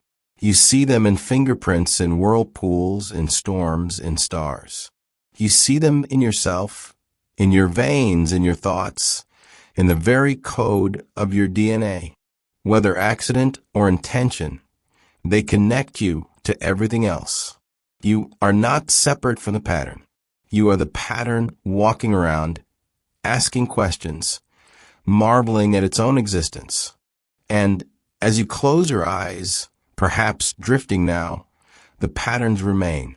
Spirals unfolding behind your eyelids, branches spreading into dreams, symmetry holding you steady, fractals weaving you into the fabric of the world. Step inside, past branches and spirals, past forests and storms, into the microscopic world where life truly runs its workshop. Here, the stage is cellular, the actors are molecules. And the scripts are written in a language so precise and so persistent, it almost feels like the universe sat down and drafted code. DNA, that spiral staircase of chemical letters, is the library. But books unread are useless. Something must open the pages, copy the recipes, fold the instructions into form. That's where proteins arrive, busy, tireless, folded strings of amino acids that perform nearly every function needed to keep life moving. Proteins are not vague. They are specific. Each one folds into a shape so particular that even a single misplaced atom can ruin its function. Enzymes, a special class of proteins, are the virtuosos. They speed up chemical reactions, not by a little, but by factors of millions. Without them, life's reactions would creep along at a pace that made survival impossible. With them, chemistry becomes choreography, swift, elegant, astonishingly coordinated. It's hard not to smile at their efficiency. Imagine if your kitchen worked like enzymes. Every recipe would cook instantly, every dish self-cleaned. Every ingredient fell neatly into place. Dinner parties would be effortless. Biology already lives that way. And the specificity. An enzyme might fit only one molecule, like a lock designed for one key. Change the shape, even slightly, and the key won't turn. This selectivity gives cells extraordinary control. Chemistry doesn't just happen. It happens at the right place, the right time, the right speed. Without that precision, organisms would dissolve into chaos. Instead, you are sitting here with enzymes buzzing inside you. Millions of microscopic chefs working around the clock, never pausing, never misplacing their spatulas. Zoom out a little, and you see layers upon layers of such machinery. DNA encodes, RNA copies, ribosomes read, proteins fold, membranes regulate, feedback loops monitor. It's less like a factory and more like a city bustling with activity, but without traffic jams or labor strikes. Cells are self-contained worlds, each one running on electricity, chemistry, and feedback, all in seamless collaboration. And here's the odd part. All known life uses the same basic genetic code, the same 4 bases, the same triplet codons, the same rules for translation. Bacteria, ferns, whales, humans, all playing from the same score. Different melodies, yes, but the same notation. Scientists have tried to design alternative systems. Synthetic bases, extra amino acids, new rules. And while those can work in controlled settings, they only highlight how efficient the natural system is. It's robust, flexible, universal. It doesn't need revising. It's the ultimate, if it ain't broke, don't fix it. And life is not stingy with redundancy. DNA carries extra codons, multiple codes for the same amino acid, like synonyms in a dictionary. Mistakes happen, but the redundancy cushions them. Some codons act as punctuation, signaling start here and stop here. The system is resilient, adaptable, even forgiving.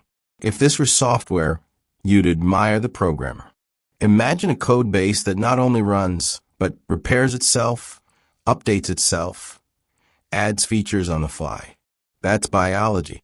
Mutations arise, some harmful, many neutral, a few revolutionary. Eyes, wings, thumbs, symphonies.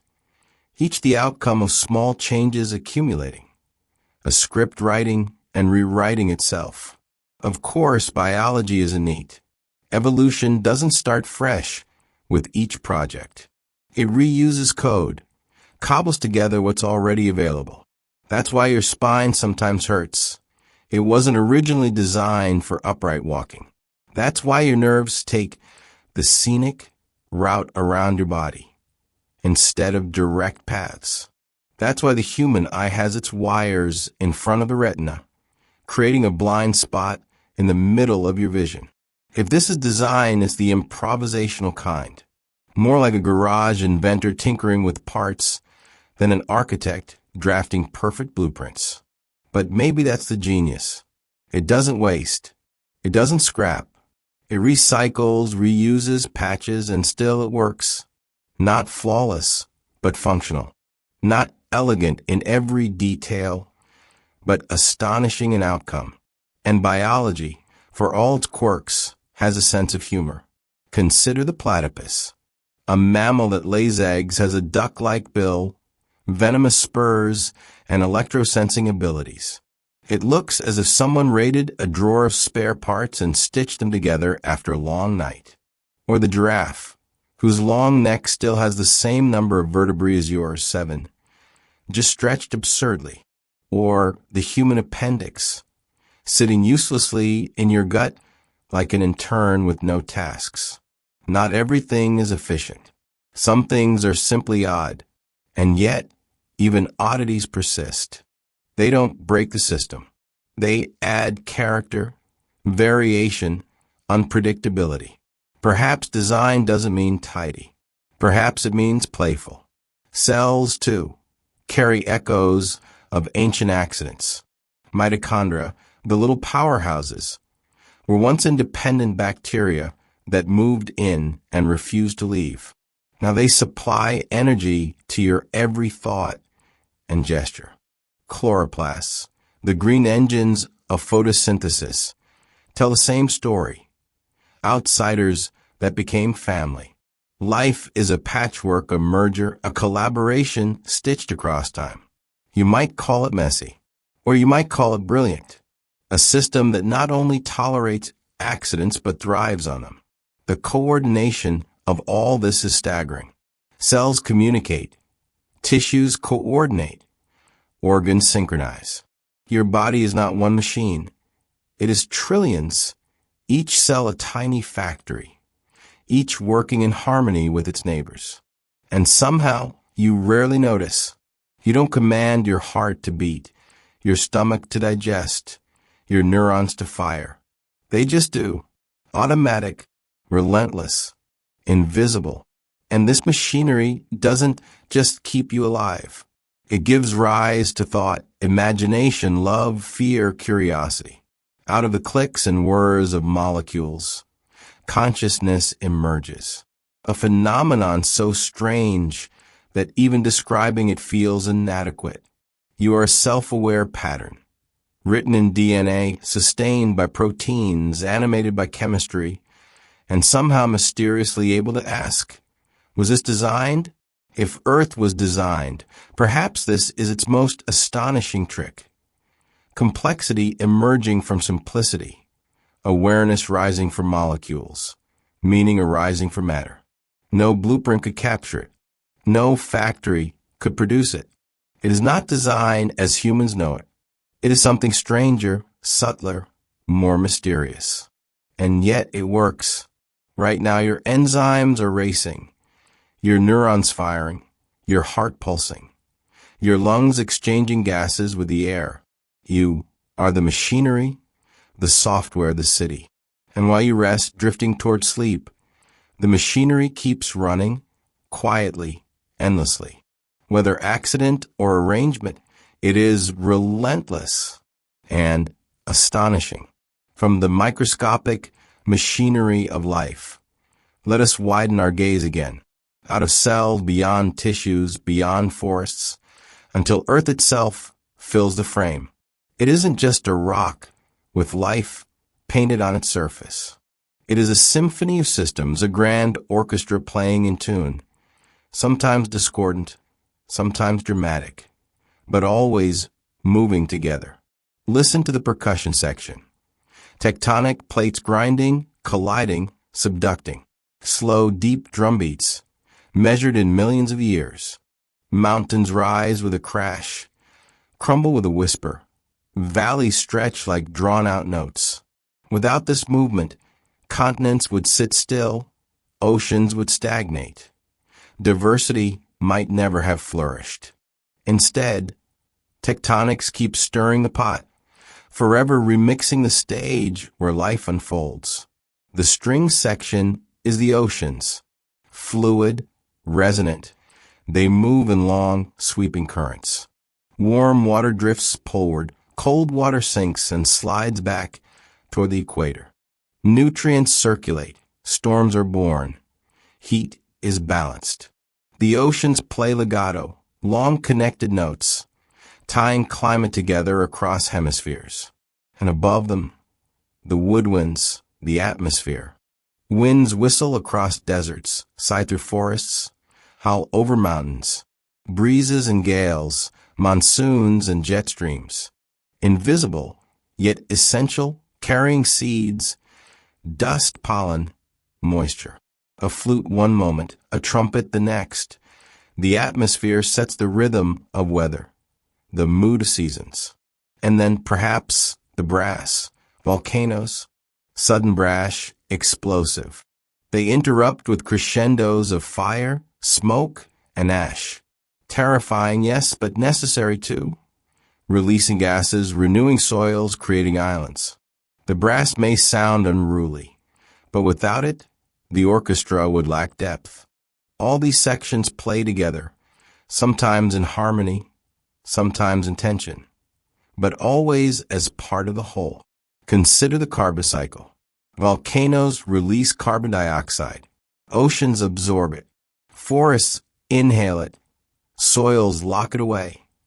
Animals exhale it back. A looping melody, moving between air, water, land, and life.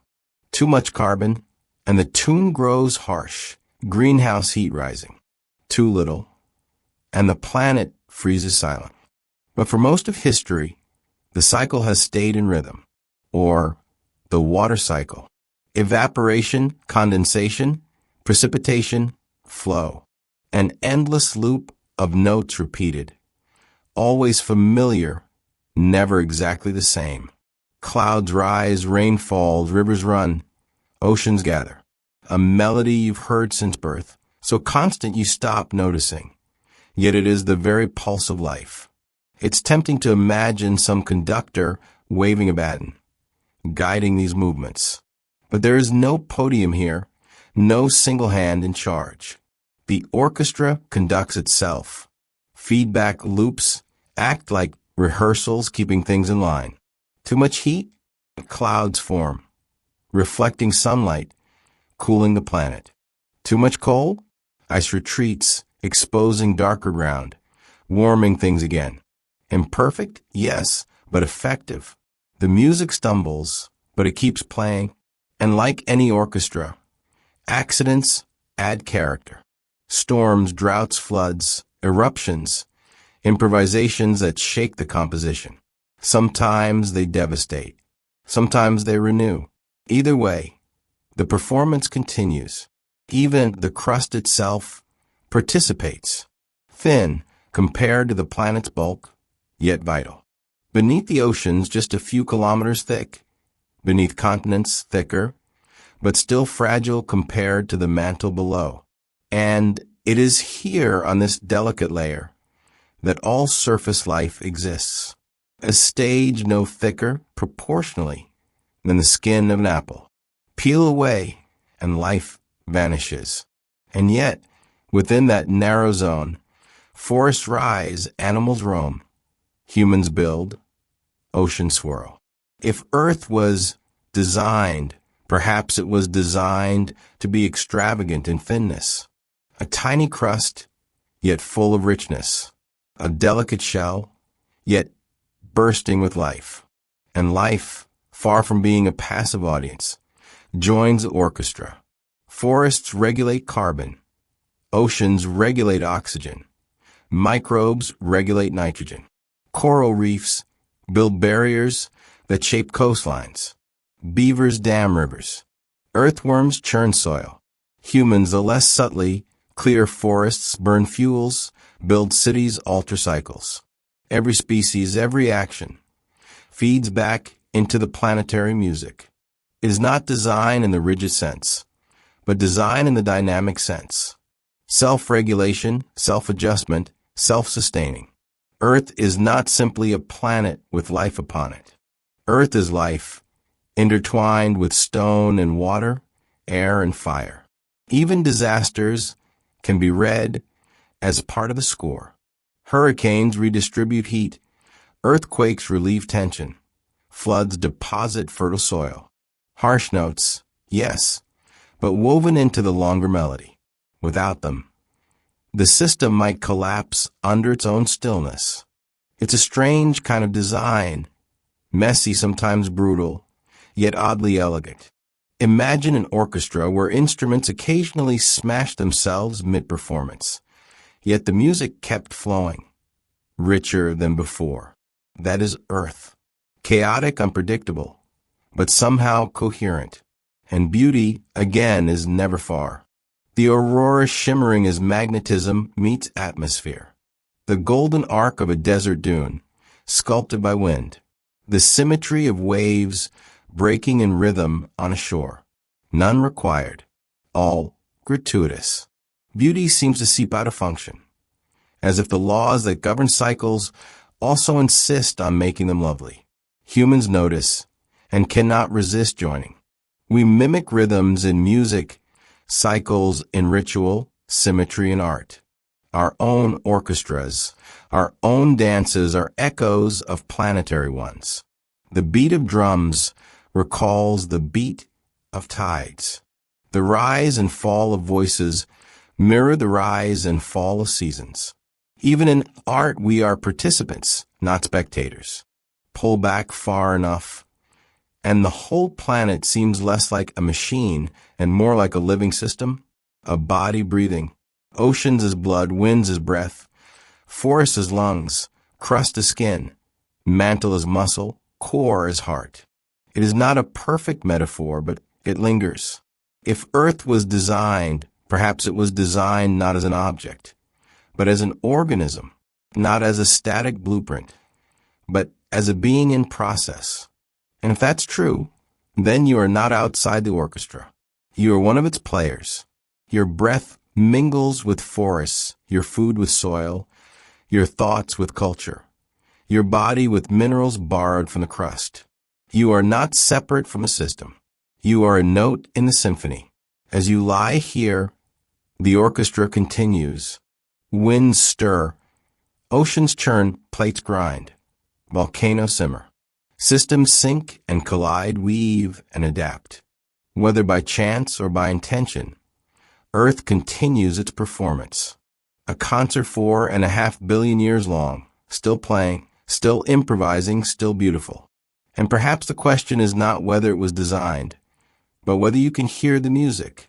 Step back once more, farther than mountains or oceans, farther than the crust and mantle, until Earth is not just a planet beneath your feet, but a world suspended in space. And here in its celestial neighborhood, the sense of arrangement deepens. Earth is not alone. It has companions, guardians, anchors. If the planet is an orchestra, the solar system is the hall in which it plays, the acoustics, the architecture, the backdrop of stars. At the center is the sun, a star neither too large nor too small, neither too young nor too old. Bigger stars burn fast and die young, exploding in furious supernovae that leave little time for life to settle in. Smaller stars sputter, flare, and bathe their planets in bursts of deadly radiation. But our sun? It is steady, middle-aged, generous. It burns bright enough to warm Earth, stable enough to last billions of years, gentle enough that life had time to crawl, then walk, then wonder. Stand under sunlight and you feel its warmth, but not its precision, And yet, it is astonishing. The amount of energy pouring onto Earth every second is unimaginable. Enough to power civilizations 1,000 times over. And still it is balanced. Enough to sustain, not enough to scorch. Too close, we'd boil. Too far, we'd freeze. Instead, Earth orbits in that narrow zone where water flows, where air holds steady, where green grows. It's tempting to shrug and call it chance. But chance, when it works so well, often feels like design in disguise. And then, circling Earth like a loyal companion, is the moon. A single enormous satellite compared to Earth's size. Unusual in the solar system. Mars has tiny potato-shaped rocks as moons. Jupiter and Saturn hoard dozens, some bigger than Mercury. But Earth has one, just one, and it is perfect. The moon steadies Earth's tilt. Without it, our axis might wobble chaotically, swinging climates from one extreme to another, destabilizing seasons, shaking the rhythm of life. With it, Earth leans gently, predictably, 23.5 degrees, offering variety without chaos. Summers and winters, migrations and harvests, cycles and calendars. All thanks to that steadying pull. The moon also pulls at oceans, raising tides that breathe in and out across coastlines. Those tides shaped shoreline, mixed nutrients, created tidal pools where early life may have begun its experiments. Without tides, perhaps life would never have crawled out of the sea. Without tides, perhaps human cultures would never have learned rhythm, time, and story from the moon's phases. And there is the eclipse, a coincidence so precise it feels like theater. The sun 400 times larger than the moon, but also 400 times farther away. So they appear the same size in the sky. The result, total solar eclipses, moments of day turned to night. The corona blazing in silver fire. It is not necessary for survival. It is not required for ecosystems. It is sheer spectacle, gratuitous wonder. A cosmic trick performed only here, only now. If Earth was designed, the moon was chosen with care. But the solar system doesn't stop there. Jupiter, the giant, plays its quiet part. Massive, heavy, it sweeps up comets and asteroids with its gravity, shielding Earth from some of the blows. Not all dinosaurs would disagree, but enough to make life possible over long stretches of time. Jupiter, the vacuum cleaner of the solar system, taking hits so Earth can play its delicate game. Even Saturn, with its rings, may have contributed, stabilizing the architecture, balancing orbits, keeping the system in harmony. A cosmic arrangement, massive giants guarding the fragile blue pearl nearer the center. And Mars, Venus, Mercury, they serve as reminders.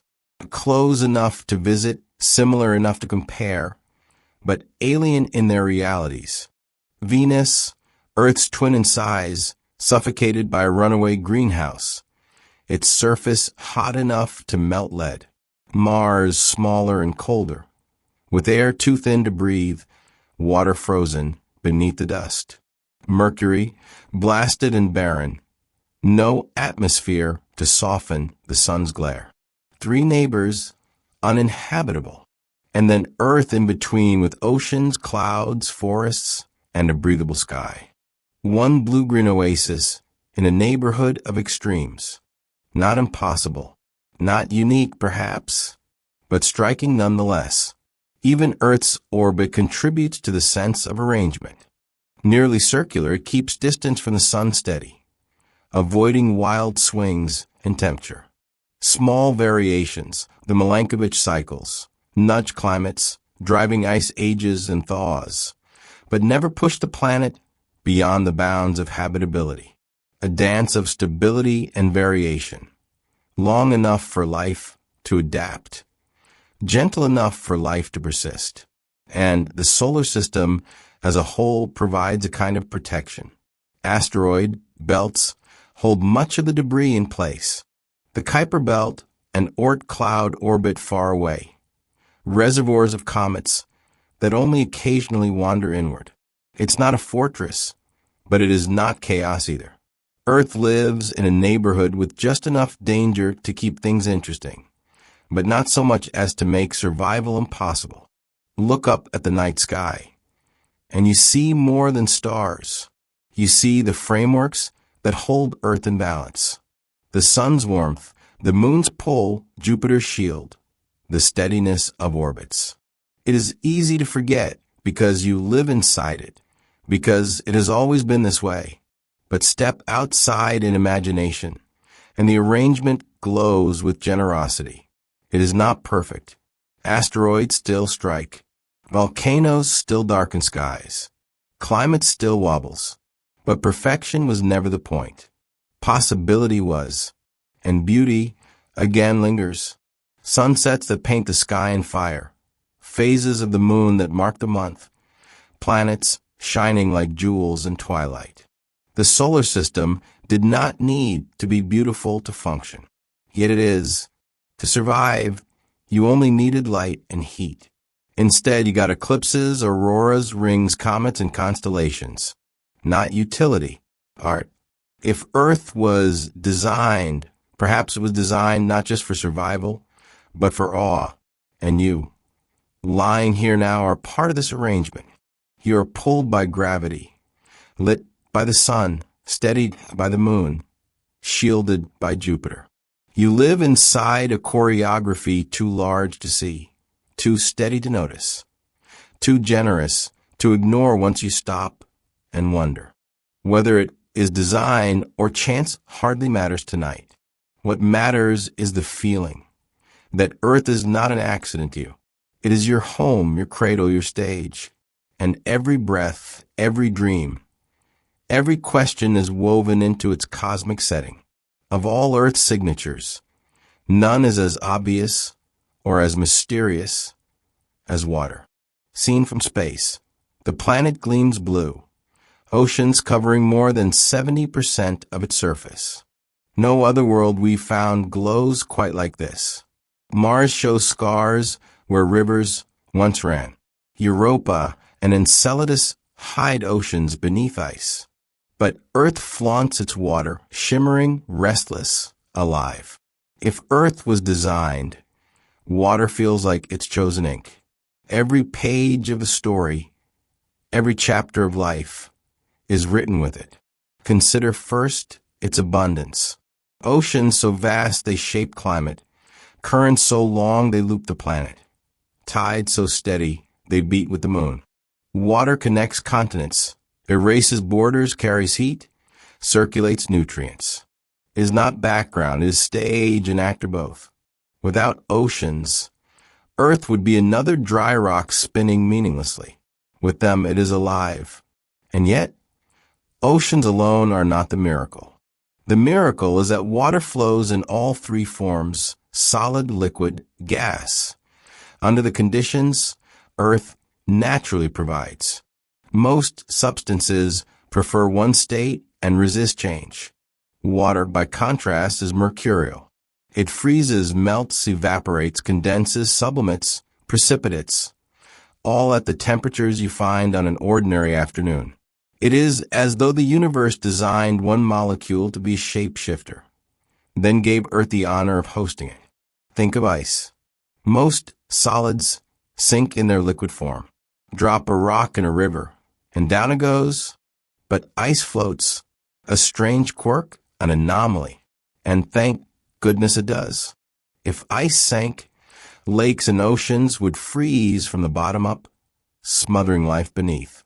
Instead, ice floats, forming a lid that insulates the water below, allowing fish to swim, plants to grow, ecosystems to persist even in winter. A mistake in the rules, or a masterstroke? Liquid water, meanwhile, is unmatched as a solvent. Salts, sugars, gases, minerals, it dissolves them all, carrying nutrients through soil, blood through bodies, oxygen through gills. Life depends on chemistry, and chemistry depends on water's willingness to mingle. Without it, molecules would sit stiffly apart, like party guests refusing to dance. With it, they swirl, mix, react, combine. Water is chemistry's dance floor, and vapor, water's airy costume, carries weather across the globe. It rises in clouds, drifts on winds, condenses into rain. It drives storms, paints rainbows, wraps mountains in mist. Invisible yet powerful. Vapor spreads water where life needs it most. Follow water's cycle and you see poetry disguised as physics. The sun warms the sea, water rises into air, condenses into clouds, falls as rain, gathers into rivers, returns to the sea. An endless loop, billions of years old, recycling the same molecules over and over. The glass of water on your nightstand might contain atoms that once swirled in a dinosaur's blood, froze in an ice age glacier, or fell as rain on an ancient forest. You are not just drinking water. You are drinking history, and the forms water takes.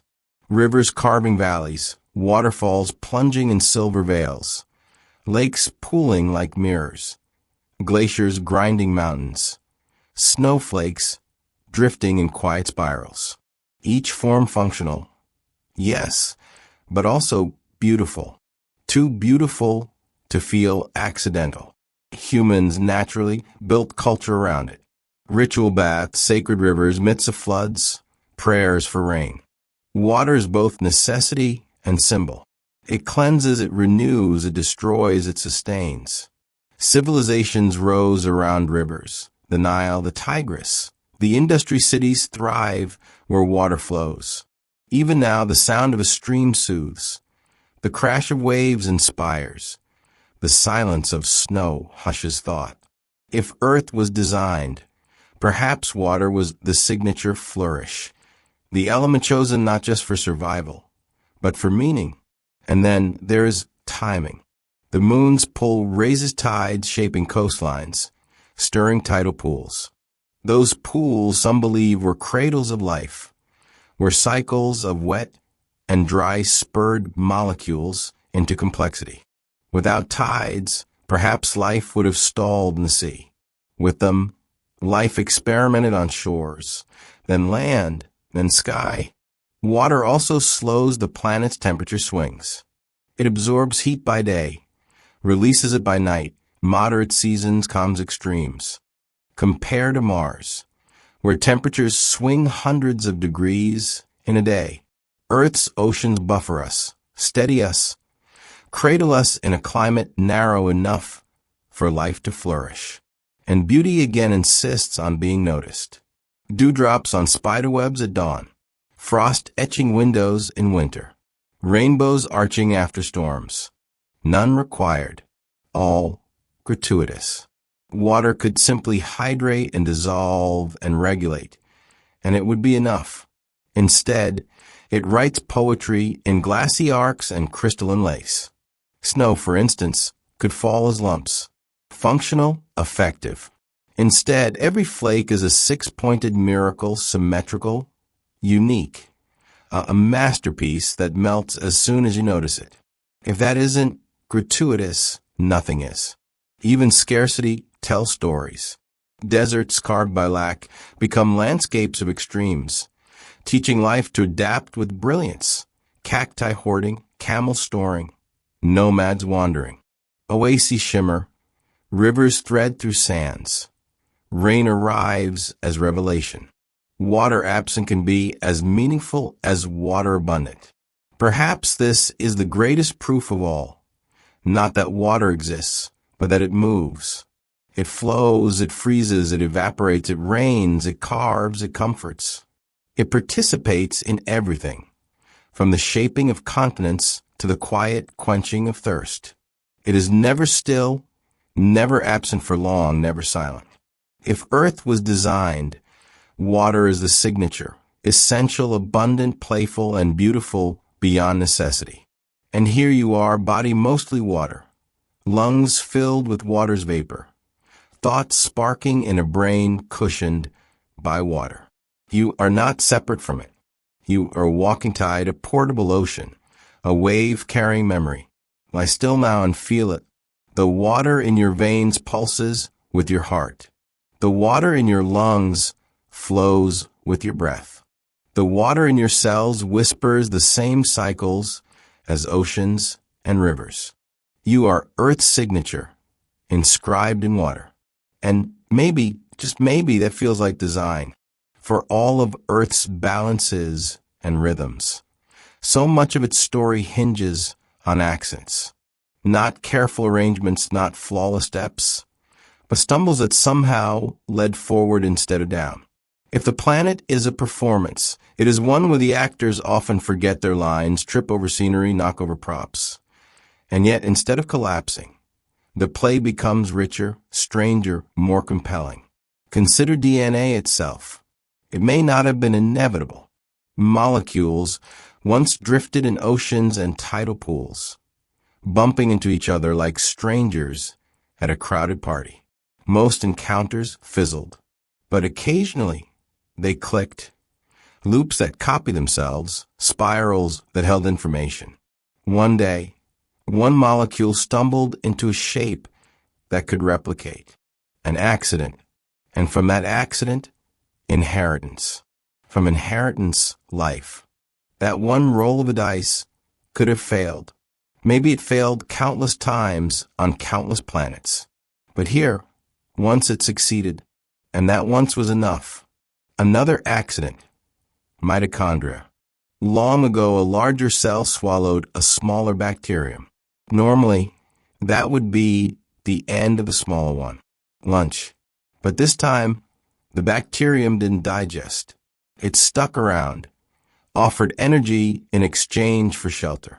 A merger, an uneasy truce that became a partnership. Those bacteria became mitochondria, and every animal cell still carries them today.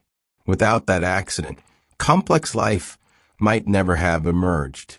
You might not have muscles to move, neurons to think, energy to dream. All because of one sloppy lunch that didn't go as planned. And then there was the great oxygen catastrophe. Cyanobacteria, happily photosynthesizing, released oxygen into the atmosphere. At first it was toxic. It killed much of the life that existed then. A catastrophe, a mass die-off. But oxygen also unlocked enormous potential. Respiration powered complex organisms. Energy flowed more efficiently. New forms blossomed. The disaster became a turning point.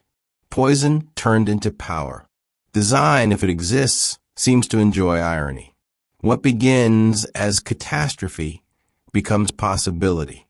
What begins as failure becomes foundation. The accidents kept coming. The emergence of multicellularity. Cells sticking together instead of drifting apart. The leap to eukaryotes. Cells with nuclei. Complexity layered upon complexity. The evolution of eyes appearing not once, but dozens of times. Each a different experiment in turning photons into vision. The evolution of wings, again repeated, flies, birds, bats, all finding ways to defy gravity. Accidents? Yes, but accidents that repeat. As if the rules themselves lean toward complexity, toward awareness, toward possibility. Even extinctions, brutal as they were, reshaped life in ways that look suspiciously like opportunity. The asteroid that ended the dinosaurs cleared the stage for mammals. Volcanic winters pruned ecosystems, leaving niches open for survivors to flourish. Ice ages drove migrations, spurring creativity and resilience. Each catastrophe, a narrowing. Each narrowing a doorway to something new. It's tempting to imagine a plan behind all. But maybe the design, if there is one, is simply this. Let accidents happen, then see what survives. A brutal design, pragmatic, unsentimental, but astonishingly effective. And humans? We are perhaps the strangest accident of all. Upright posture, handy for carrying tools, terrible for backs. Enlarged brains, great for thinking, awkward for childbirth. Language, powerful for storytelling. Occasionally disastrous at family reunions. Nothing about us feels inevitable. Each trait a compromise, a gamble, an improvisation. And yet here we are, a species able to reflect, to imagine, to wonder whether it was all intentional. Consciousness itself, the biggest accident, or the most deliberate flourish. Out of chemistry came neurons. Out of neurons came thought. Out of thought came self-awareness. The universe not only made creatures, it made creatures who could ask why. That might be the greatest accident of all. Geology, too, joined the improvisation. Plate tectonics, a process unique among known planets, recycles crust, shapes continents, regulates carbon, stabilizes climate. It is messy, volcanoes, earthquakes, tsunamis, but it keeps Earth habitable. Without it, the carbon cycle might stall, the atmosphere collapse, the surface grow stagnant. Why does Earth have tectonics while Venus and Mars do not? An accident of size, composition, water, or something more? Even the moon's formation, likely from a colossal impact early in Earth's history, was an accident. A wandering protoplanet collided with young Earth, blasting debris that coalesced into the moon. Catastrophic, yes. But without that impact, no steady axis, no tides, no eclipses, perhaps no life. One giant accident and everything changed. When you line them up, the accidents seem endless. DNA stumbling into replication. Cells swallowing bacteria. Oxygen poisoning, then empowering. Asteroids colliding. Tectonics shifting. Moons forming. Glaciers advancing. Species vanishing. A chaotic list, messy and unscripted. And yet, somehow out of the chaos, coherence. A story that kept moving forward, even as chapters burned. If Earth was designed, perhaps design lies not in avoiding accidents, but in making accidents fruitful. In creating rules where even mistakes produce possibility, where even catastrophe creates opportunity, where even extinction leaves room for novelty. It's not the neat design of an engineer, but the flexible design of a gardener. Plant a garden, and some plants wither, some thrive, some self-seed in unexpected corners. You don't plant every sprout.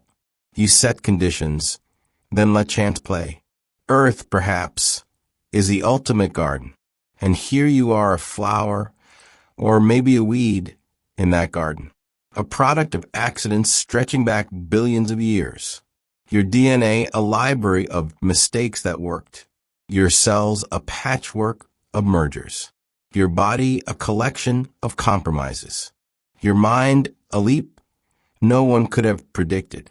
You are, in short, improbable. And yet you exist. Lie back now and consider every breath you take, every beat of your heart, every thought passing through your mind is the result of a chain of lucky breaks. If even one link had failed, no mitochondria, no DNA, this moment would not exist. Design, chance, or both, it hardly matters tonight. What matters is the marvel of being here at all. After billions of years of accidents and balances, of oceans swirling and mountains rising, Earth did something peculiar. It produced a species that started copying it, not consciously at first, not even well, but slowly, steadily. Humans emerged and began imitating the planet that made them. You can see it in culture. The same spirals, branches, and symmetries that appear in snowflakes and shells show up in temples and textiles, mosaics and mandalas. Humans looked at the patterns around them and thought, that feels right. They carved them into stone, painted them onto walls, traced them into sacred geometry. They didn't invent these forms. They recognized them. Earth whispered and humans echoed. Even our cities, mimic natural systems. Streets branching like rivers, power lines spreading like veins, internet cables weaving like roots. Suburbs sprawl like fungal networks. Highways loop like circulatory systems. We tell ourselves it's engineering, but deep down it's imitation. We are copying the only design we've ever known. Science, too, is a mirror. When humans discovered gravity, magnetism, evolution, and DNA, they weren't inventing those things. They were reading the rules Earth had been following all along. Equations, laws, constants. They were already written into the fabric of the planet. We simply noticed. We called it discovery, but perhaps it was remembrance. And technology? Machines hum like cells. Code runs like DNA. Networks resemble ecosystems. Artificial intelligence learns by feedback, just as evolution does. The closer we get to complexity, the more our creations resemble Earth's own designs. Maybe not because we intend to, but because design is contagious. Once you grow up inside patterns, you can't help but reproduce them. Art may be the most telling. We sing in rhythms that echo tides. We dance in cycles that mimic seasons. We paint landscapes that already exist. We compose symphonies that rise and fall like storms. Even silence in music is like the pause between waves. Beauty in our hands becomes an imitation of beauty in the world. And humor? Earth has that, too. Platypuses, narwhals, anglerfish with glowing lures. Our jokes are absurdities. Our laughter may simply be the human way of reflecting Earth's playful improvisations. When we laugh, we're not escaping nature. We're participating in it. Belief systems often circle the same question: purpose. Was it designed? Why are we here? Across cultures, myths describe creators, gardeners, architects, dreamers. The details differ, but the instinct is the same: to see design in the order, to sense intention in the beauty, to imagine meaning behind the accidents. Whether it's gods shaping clay, cosmic eggs cracking, or simulations humming, humans keep searching for the author behind the text. Even science, which prides itself on method and skepticism, requires a kind of trust. Trust that reality behaves consistently, that measurements matter, that cause and effect are more than illusion. A quiet faith not in gods, but in patterns. To do science is to believe that the universe is knowable, that Earth's apparent design can be read like a book. And here's the curious part. Humans not only ask if Earth was designed, they begin to design themselves. We build machines that simulate evolution. We write code that mimics life. We design virtual worlds so immersive that the brain accepts them as real. We even edit genes, rearrange DNA, sculpt biology itself. In doing so, we blur the line. Are we imitating design, or are we becoming designers? When humans plant forests, restore rivers, or create conservation areas, we act like caretakers. When we burn fuels, cut forests, and reshape climate, we act like disruptors. Either way, we're participating. We're no longer passengers on this planet. We're conductors in its orchestra, whether or not we know the score. And beauty, always beauty, threads through it. Cathedrals rising with ribbed arches like tree branches. Poems comparing hearts to rivers. Songs echoing birds. Humans can't resist turning function into art, rules into rhythm. If Earth was designed, humans are its most self-conscious expression. A species that not only participates in the design but reflects on it, copies it, jokes about it, argues about it, paints it on cave walls and skyscrapers alike. It's ironic, isn't it? The same accidents that produced thumbs, larynxes, and brains also produced cathedrals, mathematics, and symphonies. The same clumsy process that built giraffes And jellyfish also built libraries and telescopes. Out of trial and error came a creature that could ask the question you are listening to now. What if Earth was designed? Of course, humans are not perfect reflections. Our designs stumble as much as nature's. Bridges collapse, codes break, stories contradict. But maybe that too is fitting. Earth's own design thrives on accidents. Imperfection is not a bug. It is the feature that allows surprise, novelty, resilience. And perhaps our imperfections, our false starts, our failed experiments, our abandoned projects, are simply echoes of the planet's way. Mistakes as creativity, accidents as opportunity. We mirror not only Earth's patterns, but also its improvisations. And so culture, science, art, belief, they are not separate from Earth's design. They are extensions of it. Human minds are as much a product of Earth as mountains or rivers. Our stories are as natural as storms. Our buildings are as inevitable as beehives. We are not intruders in nature. We are its latest experiment. When you laugh at a joke, when you marvel at a painting, when you listen to a symphony, you are participating in Earth's design, not as a passive observer, but as an active collaborator. Lie still now and imagine. Your breath joining the atmosphere, your heartbeat syncing with rhythms of tides, your thoughts weaving into patterns older than stars. Whether Earth was designed or not, you are one of its designs, a creature that reflects its beauty, asks its questions, and adds its own verse to the song.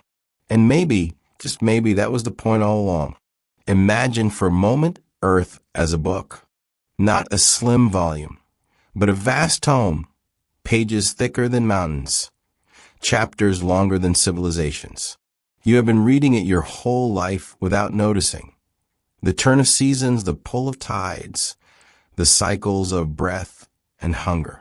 Tonight, you've lingered a little longer on the margins, tracing the handwriting, asking whether this book was written or whether it simply wrote itself. Either way, the story is remarkable. A planet small enough to seem fragile, large enough to hold oceans. A star steady enough to burn for billions of years, generous enough to warm without scorching. A moon at just the right distance to steady tilt and stir tides. A code in your cells, precise and playful, efficient yet forgiving. Patterns repeating across scales, spirals, branches, fractals, echoing in shells, galaxies, lungs, rivers. It feels like design, even when you know the equations. It feels like accident, even when the beauty is unbearable. Perhaps the truth is both. Perhaps design and chance are not opposites, but partners in a dance too old for us to name. Think again of the accidents. A rock collides with young Earth, and from the wreckage, the moon is born.